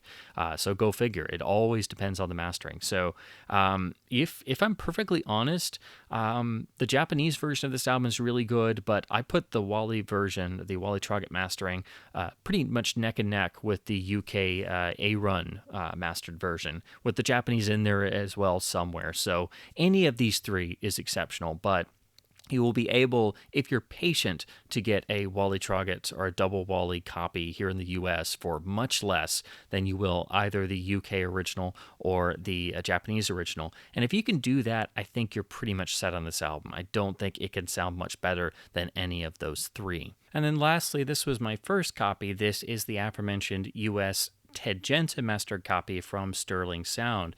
Again, same printing on the jacket. This one is a bit more worn. This was just the first version I got back almost as soon as I started record collecting, because it's much more common to find this album than any version of the first two albums, simply because there was such a greater demand that a ton of copies were printed. So the jacket is pretty similar. You still have the mention of EMI and Capital on the bottom. And again, I'm just guessing that the Wally version was perhaps first, because that copy has the fan club insert and everything. But it's very much possible they were just made at the same time at different plants, and they just made two different versions because it was so popular. Or more likely that one version was made when the first stamper was completely worn out, simply due to demand and popularity. But either way, this is the much more common version to find. Again, 90% of the time, at least in my experience, I found this Ted Jensen version. And then there was one time where I did actually find a copy with Ted Jensen's mastering on one side and Wally Troggett's mastering on the other side. So that does happen in vinyl mastering. Sometimes you will get a record with two different engineers work on either side. So, of course, the insert is pretty much exactly the same, just not in as good condition. And then you get to the actual label. Again, it's printed darker, just like the other US version, but I think you will notice right off the bat the mastering is a bit different because the size of the actual dead wax is different. Different engineers cut things in different ways, and of course, the closer you get to the label or the inside parts of the record, the more things you risk of losing to inner groove distortion. That's where the grooves get packed so tightly, the closer you get to the interior parts of the actual album playing surface, that it's very difficult to cut and you risk losing information. And pretty much older needles and styluses had major issues with that, and if engineers weren't careful, you'd have major inner groove problems. A lot of modern styluses, and in fact my own Gico stylus is really good at getting past a lot of that stuff, but you will notice different engineers cut things in different ways. So here you'll notice the size of the dead wax is different. That's also an indication that it is a different mastering. So this again carries the Sterling stamp with Ted Jensen's initials in there, and this does sound good as a piece of vinyl, but I remember when I first got this, I didn't have as good of a turntable setup, but I remember I was disappointed in how this sounded, and it took me a while to realize, and of course going through all these different copies, none of which I didn't intend to get all of these different versions, but I have continually tried to find a better sounding version of this album, and only to find that there really isn't one. It's simply very much the material itself and its recording style limiting how good this can sound. So this is still a solid way to hear the album. Again, this album got a horrible sounding deluxe edition, so avoid that like the plague. It's got terrible loud compression. So any of these versions will be far better than that or what's available on streaming. Again, the original US CD is good. Ultimately, I would put this on the bottom of the four versions I own on vinyl. It still sounds good, and it'll suit most people just fine, but to be honest, even including the original CD, I might slot that above this one somewhere. There's just something about this particular version compared to all the others I've heard of the originals. So these vinyl issues in the original US CD, this one just seems slightly duller somehow. I don't know. That's just the best way I have to describe it. And that's only because I am able to do direct comparisons between all of them. So again, it still sounds great. And it's, of course, far better than the awful deluxe version this album had. So you do want to hear an original version of this compared to the deluxe versions with loudness compression that I'm sure is what's on the streaming services. But yeah, this would be okay for most people if you just want a version of this album and you get a clean version for cheap. It's most likely going to be this Ted Jensen copy, and that'll be okay. But if you can find a Wally copy, I would advise that. And of course, if you can find a UK or Japanese copy, that would be, even better in some ways. But again, I really do like the US Wally copy, and I think that would suit most people for this particular album. But this cutting itself is okay. But I would advise trying to find the Wally Trogget version if you just want a US copy. So moving on to the singles, of course, we have the band's biggest single, the Reflex. This is known as the dance mix or the single mix. This was the mix famously redone by the legendary Nile Rodgers, who became a longtime collaborator of the band, who was, of course, already in Chic, a huge influence on the band's sound, but he famously remixed this song and turned it into the hit single The World Knew and Loved. But of course, you go to the album version as track 1. It's a much more elongated version with a slower groove. It's the same basic song, but it doesn't have all of the iconic bits that everybody knows from the single version. So it's really cool to have it here on the British 12-inch 45 RPM version. As always, on the very thin and floppy UK sleeve. This one in really nice shape. It took me a while to find one of these where the actual sleeve wasn't totally shot. So this has the standard black label as you see on the EMI 12 inches. So this gives you a special extended dance mix of the remix of the song, and then you get a B-side plus the standard version of the song at 45 RPM, so you get that benefit as well.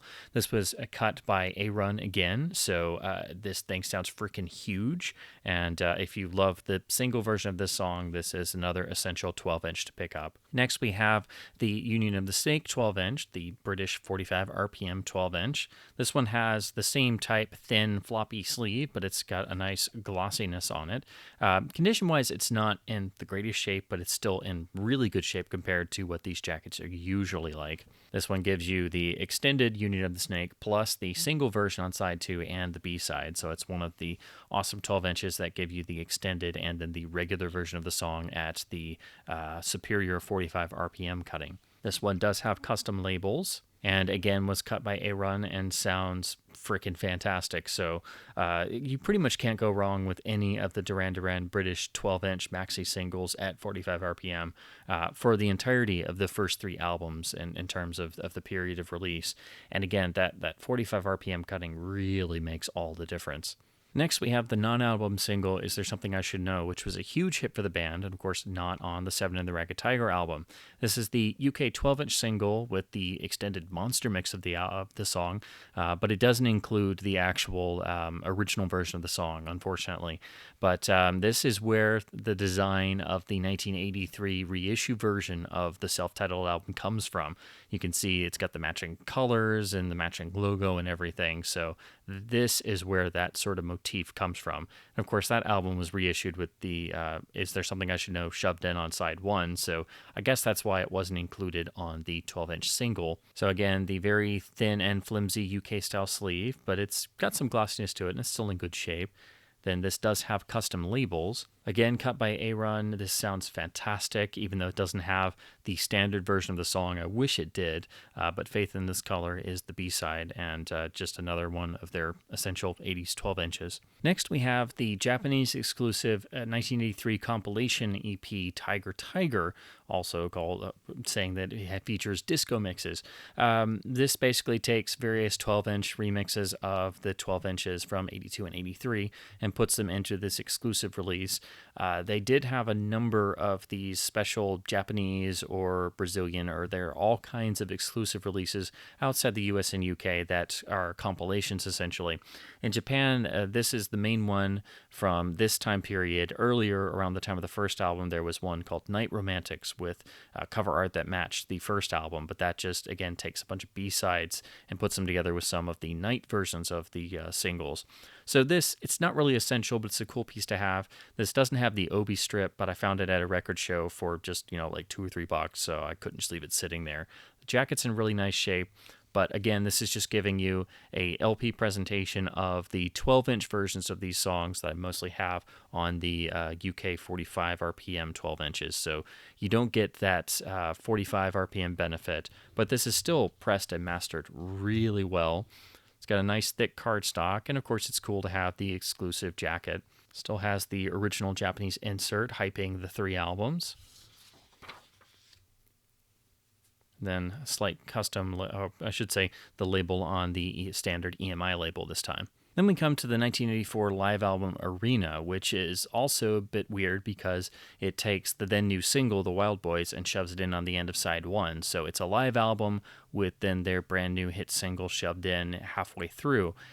It's not really a very good live album. I don't know what it was at this point in time for this particular album and how it was compiled, but it still sounds fine. But of course, the band was enormously popular at the time, and I think it kind of affected the way sometimes their performances came across, at least for this particular album. And I don't think that's something that even among the fan community, a lot of people will agree it's not the best live album in the world. But it's still fun to have the original LP because it's a nice gatefold presentation, even though it is obviously very 80s in terms of layout and color, but it still looks nice, and it's got this nice premium gatefold. It's hard to find this and with a gatefold that isn't totally destroyed. It did originally come with a poster, which I'll cover in just a second. This particular copy doesn't have a poster. It was just the first version I was able to pick up when I started record collecting. So the inner gives you the lyrics. And then you get this interesting sort of custom label, which is, at least it's fun, I guess. Again, this is the standard U.S. pressing on Capitol, but this was mastered by Bob Ludwig, so it has the master disc stamp and his RL signature in it. So, in spite of the actual live material not coming across as well as I wish it did, the mastering is great. And then you get to the studio track of the Wild Boys on here, and it sounds fantastic, and it's an RL cutting.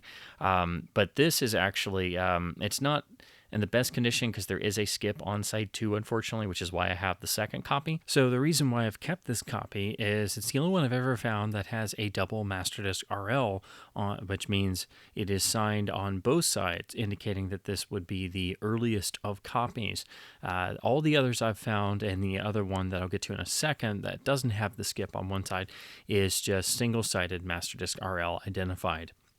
Now, again, it doesn't always mean that it's only a single-sided Bob Ludwig cutting or whoever the engineer is if they only signed one side. But with the RL cuttings where it exists on both sides, that is generally, again, the idea being that would be the earliest possible copy to have. And it's always a great indicator having it on both sides. I wasn't aware, and when I bought this original copy, again, this was pretty early when I had started record collecting when I got this particular copy of Arena. It wasn't until later when I was trying to find an upgrade copy that I realized this was a double RL identified copy. So that's the reason why I've kept it. Otherwise, it seems pretty much identical to the other one and all the others that I've found before. It's just that this one is the double RL iteration. So here's side 2 of the second copy I have, which is otherwise the same. This one just has a master disc stamp and no RL signature. I have seen this on some other albums in the mid-80s or so that I have had to try and specifically find the double RL version, whereas others would just have master disc stamps or have the RL signature on one side and not the other, or sometimes have no RL signature at all, or sometimes not even have a master disc stamp and he's merely credited in the information. So it does vary on album to album, but when you can find the double RL or the double Wally or whoever the engineer is who cut the album, if you can find the version with their signature or sign out or notification on both sides, then that's generally the copy you want to try and strive to find. The other thing about this copy, it has the original insert photo booklet, which is not in my other. This is usually gone in most copies, just like most copies of this you find have been absolutely played to death, most likely on in the years of original release. So this is the original photo insert with band photos and information about the tour. Of course, very, very stylized for the era.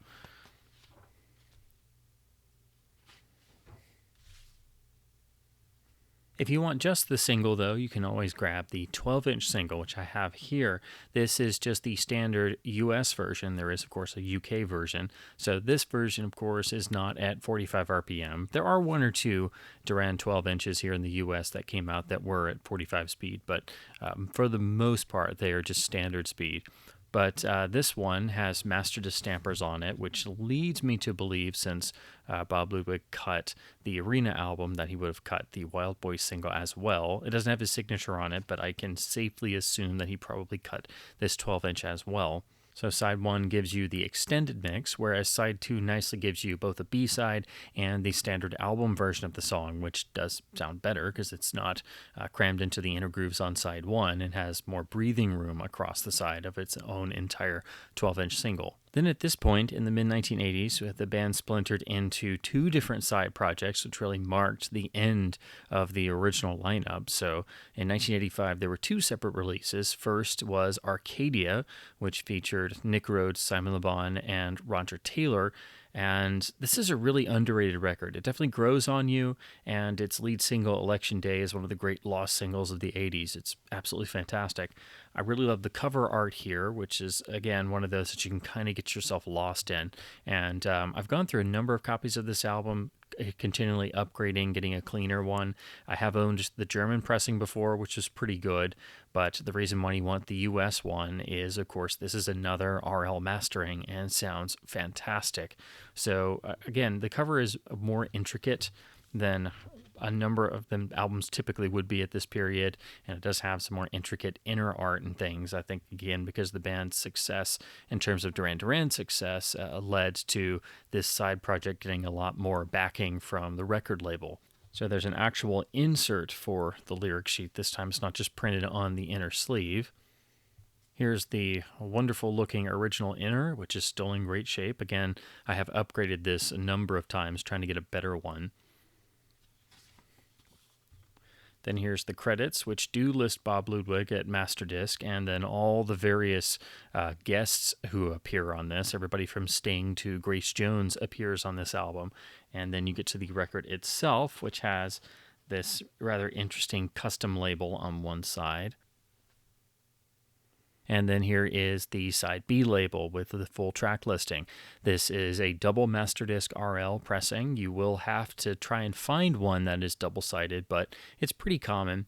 This is one of those fantastic sounding 80s records that kind of goes under the radar because it's not technically a big name band album. You would have to know in this day and age that this was the side project of Duran Duran members. It's a really solid, fantastic album, and in some ways it sort of gives you an idea of some directions the band would take on later albums once they reformed under different lineups. So maybe there's a bit of Notorious and Big Thing to come on this particular album, and it really grows on you. It's very deceptive. I remember when I first heard it, I just thought it was okay, but it really stuck with me, and it grew on repeated listens. And again, I finally got to this one and got the RL version. I've owned the club copy, I've owned the German version, which is much better than the club copy, and then I finally got a clean version of this, and again, it's a real wonderful experience. I highly recommend it. If you could ever find one of these, and especially if you find it with Bob Ludwig's mastering and his signature on both sides, it's very doable. You can find these for very little money, so it's in my Sonic Bargain Bin Gems list for sure. And also what's great about this particular pressing, this is on Quiex vinyl, so when held up to the light, it does have the translucent vinyl. This one's very dark, so it takes you a second to realize it, but it is on Quiex vinyl, which means it's a technically superior vinyl formulation. It's supposed to be a little bit quieter, and a lot of titles in the 80s, as I've said in other videos, were sort of this secret Quiex where you really wouldn't know it unless you're looking for it or unless you happen to catch the LP in the light and notice it's translucent. This one, it's the typical dark amber brown that you look through. It's again, they do fluctuate in terms of color. Sometimes they're kind of gray, sometimes they're purple or green. It just depends, but usually they're this dark brown or this light gray. And again, it's not marketed or sold that way, so there's not a hype sticker on there, but it just really improves this great cutting so much further because it's actually on Quiex vinyl. So if you ever stumble across one of these, take a look at the dead wax, see if it's an RL on both sides, and hold it up to the light and see if you found one of these secret Quiex pressings, because again, this is one of those great sonic gems. It's a great record. I think this is the way you want to hear it on this RL cutting, and you can find it for very cheap. The trick is finding it in good shape, but again, because you'd have to know this was the Duran Duran side project. You can usually get the Arcadia album for very, very cheaply, usually for $5 or less. So if you can find this album, I highly recommend it. It's a really underrated gem. So the other side project that the other band members wound up in was, of course, the Power Station, which produced this fantastic mid-'80s record that I've loved from the first minute I heard any of the tracks. Of course, this essentially formed out of a jam session in the titular Power Station studios, the famous studio in New York, where members of Duran Duran, namely John Taylor and Andy Taylor, got together with Tony Thompson, the legendary drummer of Chic, and then Bernard Edwards wound up producing this record, who of course was the legendary bassist of Chic, and they got together with the legendary vocalist Robert Palmer and started jamming, and then eventually it turned into this album, which eventually they would tour a little bit without Palmer, unfortunately, and then eventually they got back together and made a second album in the CD era in 1996, I believe is when that came out. It's called Living in Fear, which is itself unfortunately quite a rare album. But this one, it's an iconic 80s record, and I love it. Not everybody does. It has a particular really huge sound to it, but I absolutely adore this album. The original CD very cheekily took the Power Station 33 1/3 that you see here on the album and just changed this to CD on the bottom. That is a really excellent sounding original CD. That's one of those you can swear by. I do slightly prefer this original vinyl version. I think it's a little bit warmer, but the CD holds its own. It really does. This is a great recording, but it is a particular style that, again, I understand is not for everybody. But again, I absolutely adore this album. As you can see, I was lucky enough a number of years ago to get a promotional stamped copy, so this is pretty much the best you can do for this album. And there's the wonderful deep red rear cover that continues over. Here's the inner, where you have the lyric sheet on one side, then the band photo and credits on the other. This was mastered by Howie Weinberg at Masterdisc. Of course, recorded at the Power Station in New York, mastered in New York, so that means the US pressing is the way to go. However, I will be curious to try the UK pressing, and there are a number of European 12 inches that have 45 RPM singles and some B-sides that I would love to get a couple of those. I really love the custom label on here. And this goes on to side B as well. This is a wonderful, loud, dynamic cut. Again, Masterdisc Howie Weinberg, so it has the Masterdisc stamp and his HW initials in there on both sides. Again, this is really, I think, the best you can do for this album. It's still quite common, but it's hard to get in good condition. And unfortunately, with the vinyl revival, prices of everything have gone up. So, this would have normally cost you about $5 a number of years ago. It's probably going to cost you closer to 10 or maybe 12 or 15 nowadays. But I still think it's really worth it. It's such a great, solid jam record, and I really love it. I love the sound of it, and I'm also a huge Chic fan and a huge Robert Palmer fan. So bringing those elements together in with members of Duran Duran and sort of their the harder edges of the Duran Duran sound that had splintered off into this, it's a wonderful album. I really love it. All these different elements coming together, and again, I think this edges out the original CD a bit, but the original CD itself is really good. They did do a deluxe edition CD remaster that unfortunately loudened the tracks a bit.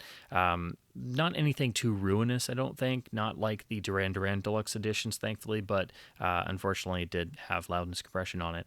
I do really want to get to their second album, but that was pretty much in the CD era. I don't think it got a vinyl release at all, and the CD itself is very difficult to come by. And also, if I'm not mistaken, that album has different track listings in different countries, so I think I have to track down 2 different CDs, but I really love the Power Station album, and so I was very happy to get this promo copy. And you know what I was just saying about secret QuiX titles? Well, on Arcadia, I had actually forgotten that So Red the Rose was a QuiX pressing, and I had to remind myself because I was like, wait, isn't this QuiX? And I look, and it's pretty dark, but you can see it. And so I'm talking about this album, and it just occurred to me to look at it under a light. And I'm like, this isn't QuiX, surely. And sure enough, it is, but it is very hard to see. This is one of those where if you're looking at it at first, you think you're just crazy. But what you have to do is you have to actually hold it up to a light or hold a flashlight underneath it to see the light coming through. Because, of course, if it's not translucent, you're not going to get any light source coming through. But on this, it actually is Quiax, which would explain what the reason why I love this pressing so much. I just never realized it because it's so dark that it took me a minute to realize, holding it up to a light source, that yes, indeed, that was some light coming through. So this is one I didn't even realize was Quiax until just recording this video and taking a second to look. So you always want to double check albums from the 80s because you never know if it's Quiax, and you may have titles like this that at first don't appear to be Quiax because they're so dark.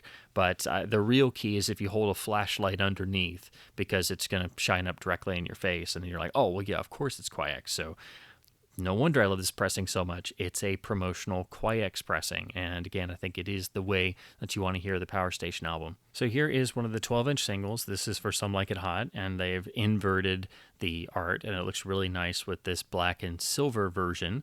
Of course, now this is the Power Station 12-inch. I like the whole idea of the matching covers and matching the 12-inch and 33 1/3 and CD versions. So this is the US 12-inch, and it's giving you an extended version of the lead single plus the 7-inch single version that everybody knows, and then another B-side remix of the song. Again, some really nice stylized matching labels. As you can see, this remix of the song on side 1 pretty much takes up the entirety of the LP. So once again, this was cut by Howie Weinberg at Masterdisc, has his information in the dead wax on both sides. It's a really nice, punchy 12-inch, and the extended mix on here is really fun, and it makes me curious again about the European 12 inches at 45 RPM. I just love everything and every single and all the B-sides and the art and everything that has to do with this album. I've always been a fan of it ever since I was a kid, and so it's really cool to get the promo Quiax album and then at least one of the 12-inch singles. On a whim, I decided to check this too, and this is also of a similar Quiax type as the main album. It is translucent, it is Quiax, but it is very dark. So again, this was another one I didn't realize was Quiax until right now. So it doesn't surprise me. I figured, well, since the album was Quiax, maybe the single is too, and sure enough, it is. So again, it just goes to show you anything in the 80s it's possible. It is a secret Quiax title.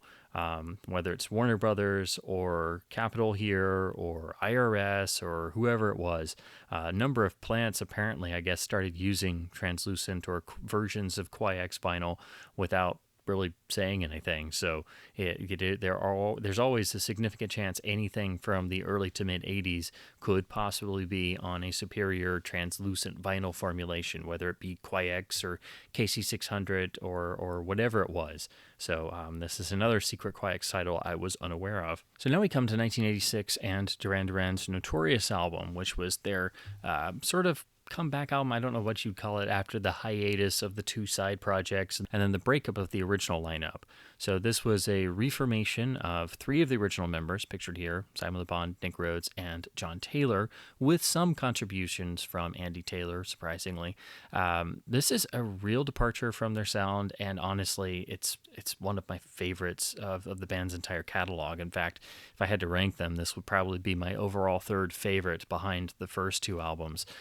They got with Nile Rodgers, who had become a super producer by this point, so they really embraced the heavy chic influence that was part of the formation of their band lineup in the first place. So, of course, after this point, Nile Rodgers had some run-ins with the band, and they had finally met and worked together, and he remixed the Reflex single. And then some members went off and worked with Bernard Edwards, also from Chic, and Tony Thompson as well, on the Power Station album. So then they come back and we have the Notorious album where they're working with Nile Rodgers. And again, it's a departure sonically, but I really think it's an underrated album, and didn't quite get the same reception that the earlier albums got, of course, and I think has gotten overlooked a bit unfairly. This was also an earlier digital recording, as far as I'm aware, and I could be mistaken, but if I have my information correct, this was a pretty early digital recording, and so the original stock CD would be also a viable alternative. I have heard that. I don't currently own it. I really would like to get it again, but I have heard that. And the vinyl version, honestly, I think does sound a bit better because early CDs kind of could have problems with early digital recordings being, much too harsh or sounding too harsh or having too much on the high end or just not quite sounding quite right. Whereas in the vinyl realm, things had gotten pretty much down to an exact science by this point. So I do think this vinyl version is a bit better, at least from what I remember comparing it to the original CD. But what's also great about the original pressing is the beautiful cover photograph has some nice glossiness, but also the printing of the title on the top, the actual Duran logo is in this embossed metallic. I don't know how much that's going to come across on camera, but you can see a little bit of shininess when I put some shadow over it there. I hope that can make it come across a little bit. I have owned other copies of this, other pressings. The Record Club copy was okay. Of course, the cover didn't have the fancy printing on it, and I would be curious to try this against a UK pressing at some point. Here's the beautiful rear cover photograph, and of course, if you were to fold this out, this was a gatefold, it would of course form a singular image. What's great about this particular album and why I have the US copy and why I think the US copy is important over perhaps a UK copy, which I believe shares the same mastering, but I don't own one, so I can't tell you for sure. I'm just going by what I can see in the info page on Discogs.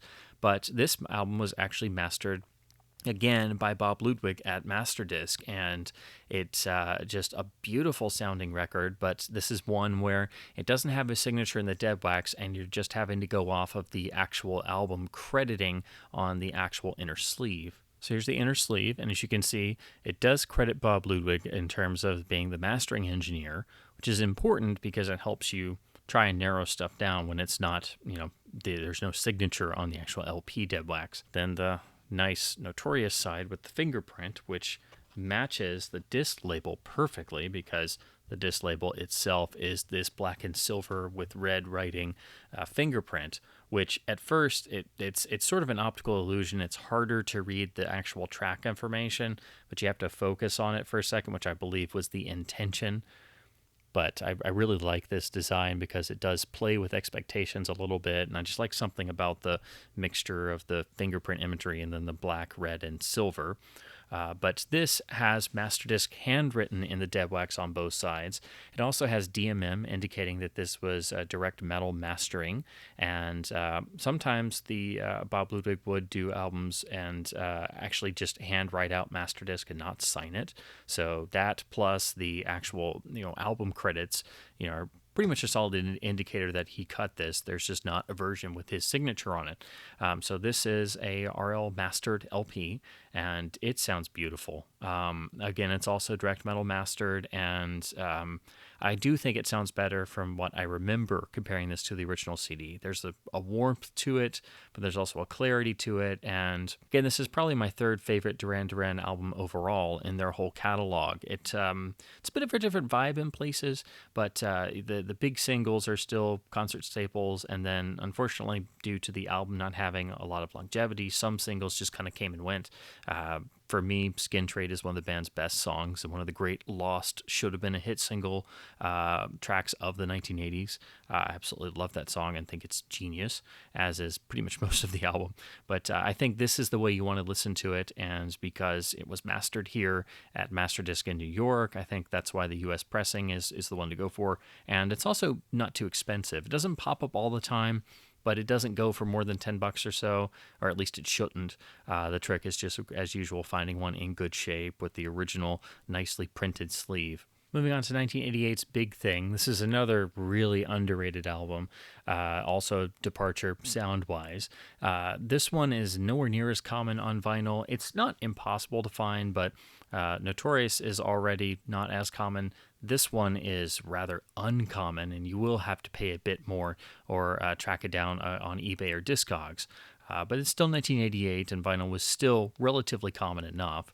But after this point, if you're trying to get the studio albums on vinyl, it really dries up fast. And so if you're trying to get Liberty or the Wedding album, especially, both of those only got certain pressings in certain countries. And when they pop up, usually go for hundreds of dollars. And the actual pressing quality is perhaps dubious because that was early to mid 90s vinyl pressings, and sometimes in Brazil or other countries where the pressing quality could vary rather vividly in terms of, again, quality. So this is the last of the standard albums that is easy to find on vinyl, or relatively easy enough, or is feasible to find on vinyl, I should say, until we hit the period of the vinyl revival. So you would have to wait until really their last 2 or 3 albums to be able to actually find them on vinyl. And then, of course, they had albums that were never released on vinyl, such as their mid and late 90s great albums, Land and Pop Trash, are CD exclusive. So anyway, this is Big Thing from 1988, which again is a departure sound-wise from even Notorious. This is where the band is really trying all kinds of different styles. This is actually a nice gatefold, so it's got text and credits all over the place, so you do have to kind of pore over this.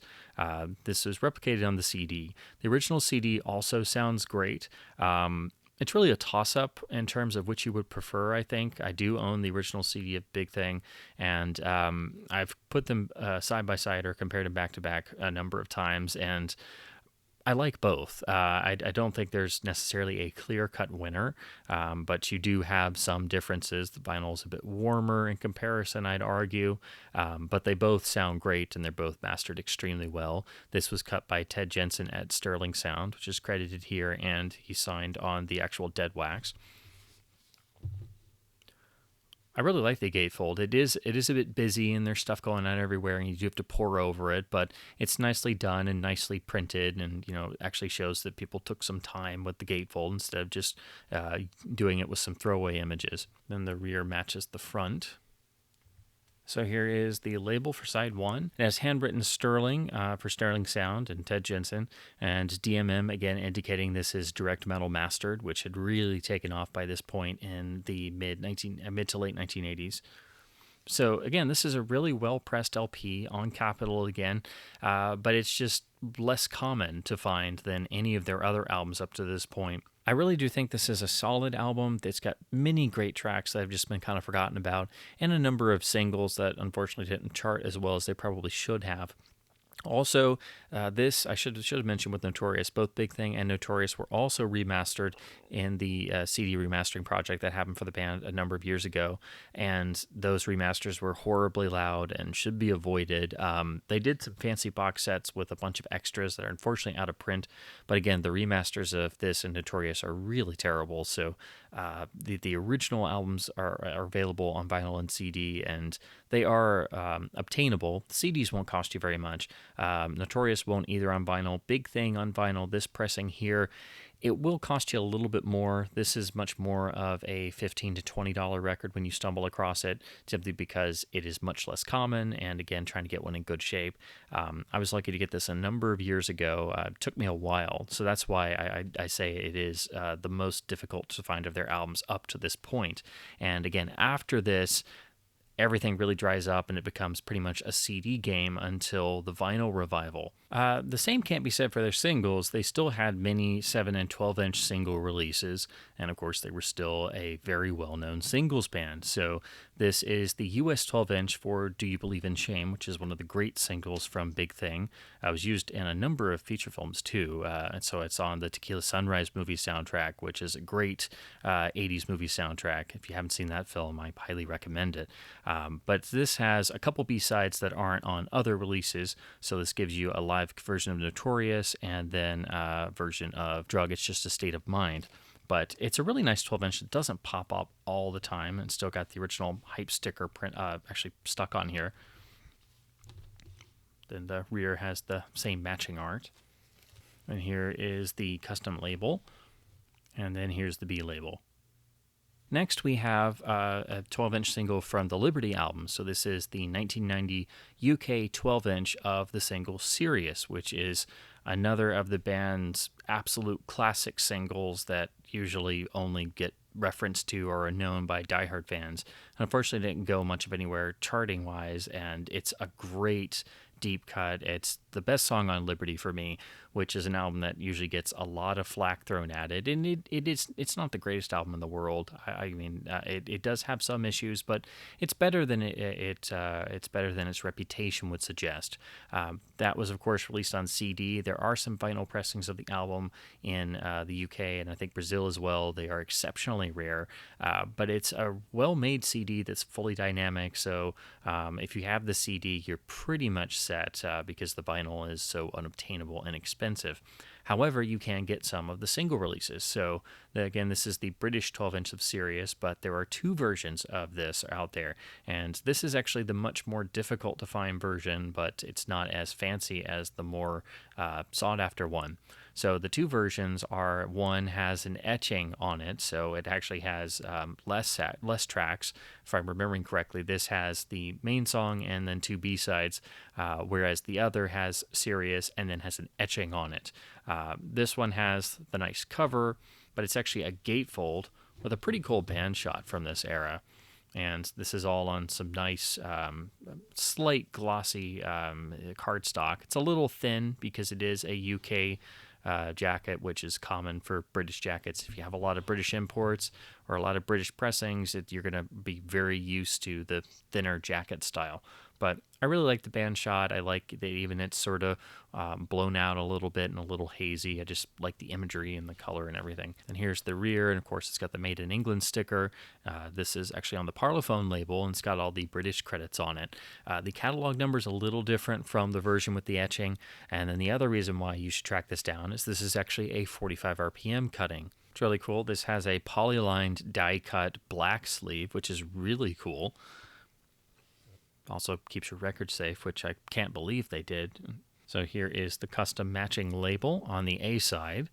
And again, this is 45 RPM. Then here's the custom matching label on the B side. So again, this gives you an extra track over the etched version, and while you don't get the fancy etching, you get the better cut at 45 RPM, and Sirius itself sounds great on here. It's a little bit warmer, again, than the CD version that I'm used to, so it's really cool to have my favorite track off of Liberty on a British 45 RPM 12-inch single, and again, this is very uncommon. This is my rarest Duran Duran 12-inch. It's not exceptionally rare, like later releases as singles would get, like singles from the Wedding album on vinyl, but this itself is very hard to come by, and again, most people are going after the version with the fancy etching on one side, but this one is much harder to get, and it's 45 RPM, and it's got the extra B-side, and it's from an album that you can't really get on vinyl without paying through the nose, so it's very happy to pick up this single.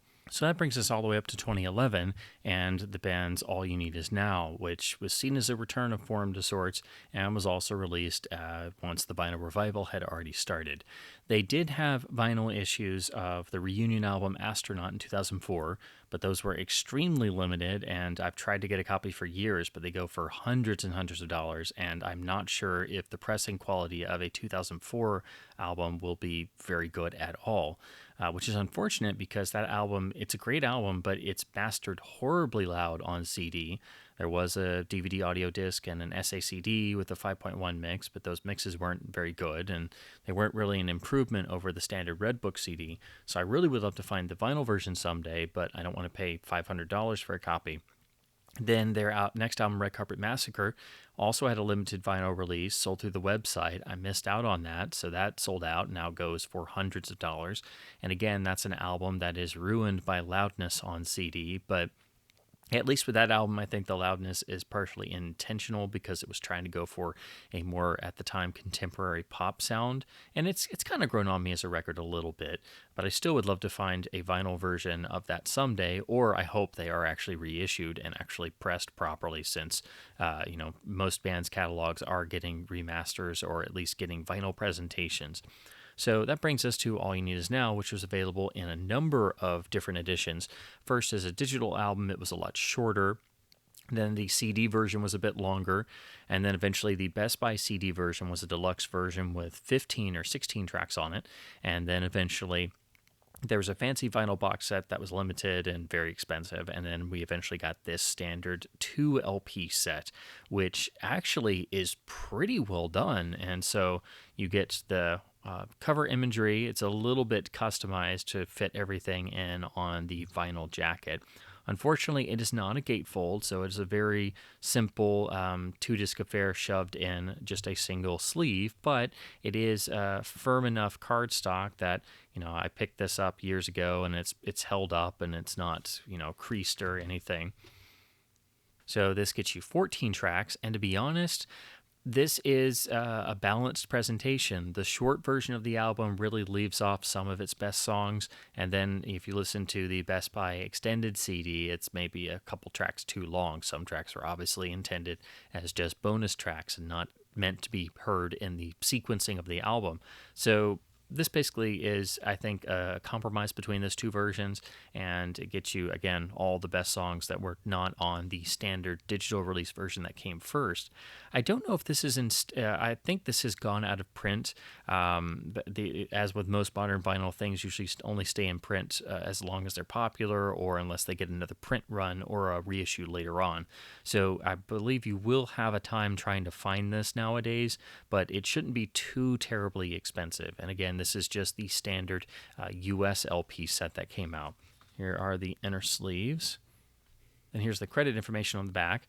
This credits Ted Jensen for the overall album mastering, but then very nicely they credit the vinyl mastering to Frank Arkwright, so we actually know who cut the vinyl LPs. Here is the matching labels, and they go all the way through on all four sides, matching in this same way. Here's inner sleeve number 2. Side 3, and side 4. And honestly, this is a tad more dynamic than the CD version, which, while it has some loudness compression, which is pretty much going to happen on any modern release or anything post the late 1990s, it's not, killed by it entirely as other Duran Duran albums are, and actually all of their successive albums after All You Need Is Now are absolutely murdered with loudness compression. They have really low scores on the dynamic range meter, like below 5s, which is very extremely loud. So at least the CD sounds okay. It's not ruined by loudness, but this final version is a bit more open and a bit more dynamic. So I do recommend it if you can find a copy. It's pressed pretty well. There are no noise issues. They're perfectly flat. They're not 180 gram, and they're not quite standard weight. They feel a little bit heavier, but to be honest, I was quite surprised when I got this. I thought I wasn't really going to go for this. I didn't know if it was going to be important or pressed well or anything, but I'm glad I got it because, again, it is a bit more dynamic. It sounds a bit richer, and honestly, it's pressed pretty well, so I was very impressed. So if you do love this album, I do recommend getting it on vinyl. Again, it will be a bit harder trying to find this now, but this standard 2 LP set is a solid pressing. Unfortunately, I didn't grab their next album, Paper Gods, which was on Warner Brothers when it came out on vinyl. That is a hideously loud CD. I didn't really like the direction they went on it in some aspects. There are some good songs on there. It was definitely a left turn after this album, which they are very fond of doing, of taking left turns and going on different paths. But I wish I'd gotten the vinyl version because the engineer was apparently Ray Llanos, who does some really great cutting work. And unfortunately, that's now out of print and going for higher and higher values. So I'm kicking myself I didn't get that while that was in print. And then their newest album, which is, I think, an improvement over Paper Gods, which is Future Past, just came out this past year. And unfortunately, the vinyl version, while there are a number of colored pressings in different varieties, it isn't the full album. They dropped some tracks to fit everything in on a single vinyl disc, so you will have to have the CD, and especially the deluxe CD, to have all the tracks. So I believe the vinyl version there is only 10 tracks. So I've also heard reports that it's not really much of a difference over the standard release. It's just a touch more dynamic. So I think I will get a version of Future Past before it goes out of print, so I don't do what I did on Paper Gods. But I still think this is a really nice 2LP set if you can find it. Hopefully you can find a copy of this and not have to pay an arm and a leg for it. And then, because I like to mix in solo records and spin-offs, this is guitarist Andy Taylor's spin-off solo album from 1987, Thunder. Unfortunately, this is a record club copy that I found at one of the last conventions I went to.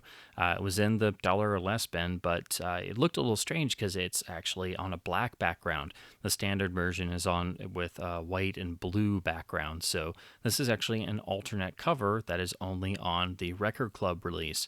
Why this happened, I don't know, and to be honest, I think this cover looks much more impressive with the black and the red as opposed to the standard one. So I will get a standard copy someday, but this was just a cool cover variant, and again, I didn't have a copy of this album physically, and it was, again, less than $1, so of course I was getting it. Here is the rear, and it maintains the original inner as well, so it is deceptive that it's, the actual album and not a club pressing. So here's the inner. So it credits Brian Gardner at Bernie Grundman Mastering for the standard album. I'm not sure if that matches this. This just has the generic G1 record club write out, but it is possible they use the same stampers. I'll just have to get a regular copy and compare the two. There's the flip side. And this is just on the standard generic MCA Rainbow label of the 1980s. And then last but not least, unfortunately, this is my only original Dylan copy. This is, of course, just the standard Columbia Greatest Hits release, or Volume 1. It was followed by the matching Volume 2 later. This is the stereo pressing with the iconic cover. I picked this up pretty much at the start of, again, close to the start of when I started record collecting, out of a dollar bin. It's the vinyl is not in the best shape. It's a bit noisy, but the cover is absolutely perfect. So that's why I've held on to it. It's an iconic, very frameable cover. And most of the times when you find this in the bins, it is beat to heck and trashed. And because it's Dylan, because it's an iconic cover, and because it's the greatest hits album, it's usually still got at least a $5 or $10 price sticker on it, even if it's pretty beat. So again, perfect jacket, not so good vinyl, but because it's a vintage Columbia LP, even in, a very good shape, it's still a nice listening experience. So there's the rear. Again, you can see this is still pretty much perfect. There's a little wear on the side opening edge here, but outside of that, it's a pretty minty jacket. So it is on the Columbia 2i label. It's the stereo pressing, so it's on their classic 360 stereo label. And even though I would prefer this if it was the mono version, so I wouldn't be dealing with the stereo mixes of certain songs that I prefer in mono, it's still a great listening experience. It is a bit noisy. It's not the best condition-wise, but again, because the album was so well pressed in the first place, it's lasted all these decades, and in spite of some general noise and some background noise, because the condition isn't the greatest, it's still a solid listening experience. So I've held on to this all these years, and never found an affordable replacement copy, and certainly not one with as good of a cover as this one. And of course, I would like to get some of the Dylan albums in mono, or maybe spring for the Dylan in mono box that came out a number of years ago. I've never been huge on Dylan, but I've been trying to dig more into his back catalog, and I would at least like to get some of the main albums as well to have in addition to this, where again, the vinyl itself is not in the best shape, but the cover is absolutely super minty. So again, that's why I've held on to this all these years. So I know it was a little long, but thanks for sticking with me, and I hope you enjoyed this look at just one shelf of my record collection. Again, the D section is a bit longer and a bit bigger, simply because I have a number of Depeche Mode and Duran Duran singles and releases and multiples of certain albums that have differences or different mixes, or you have to have several versions of Rio, for example. And I'm still chasing a few different editions. This is by no means complete. It's just what I've been able to pick up physically, either at record conventions or in record stores or eBay purchases. I don't know if any of my other videos will be quite this long, just depending on when we get to sections of my favorite artists. Probably my R and S videos will be quite long.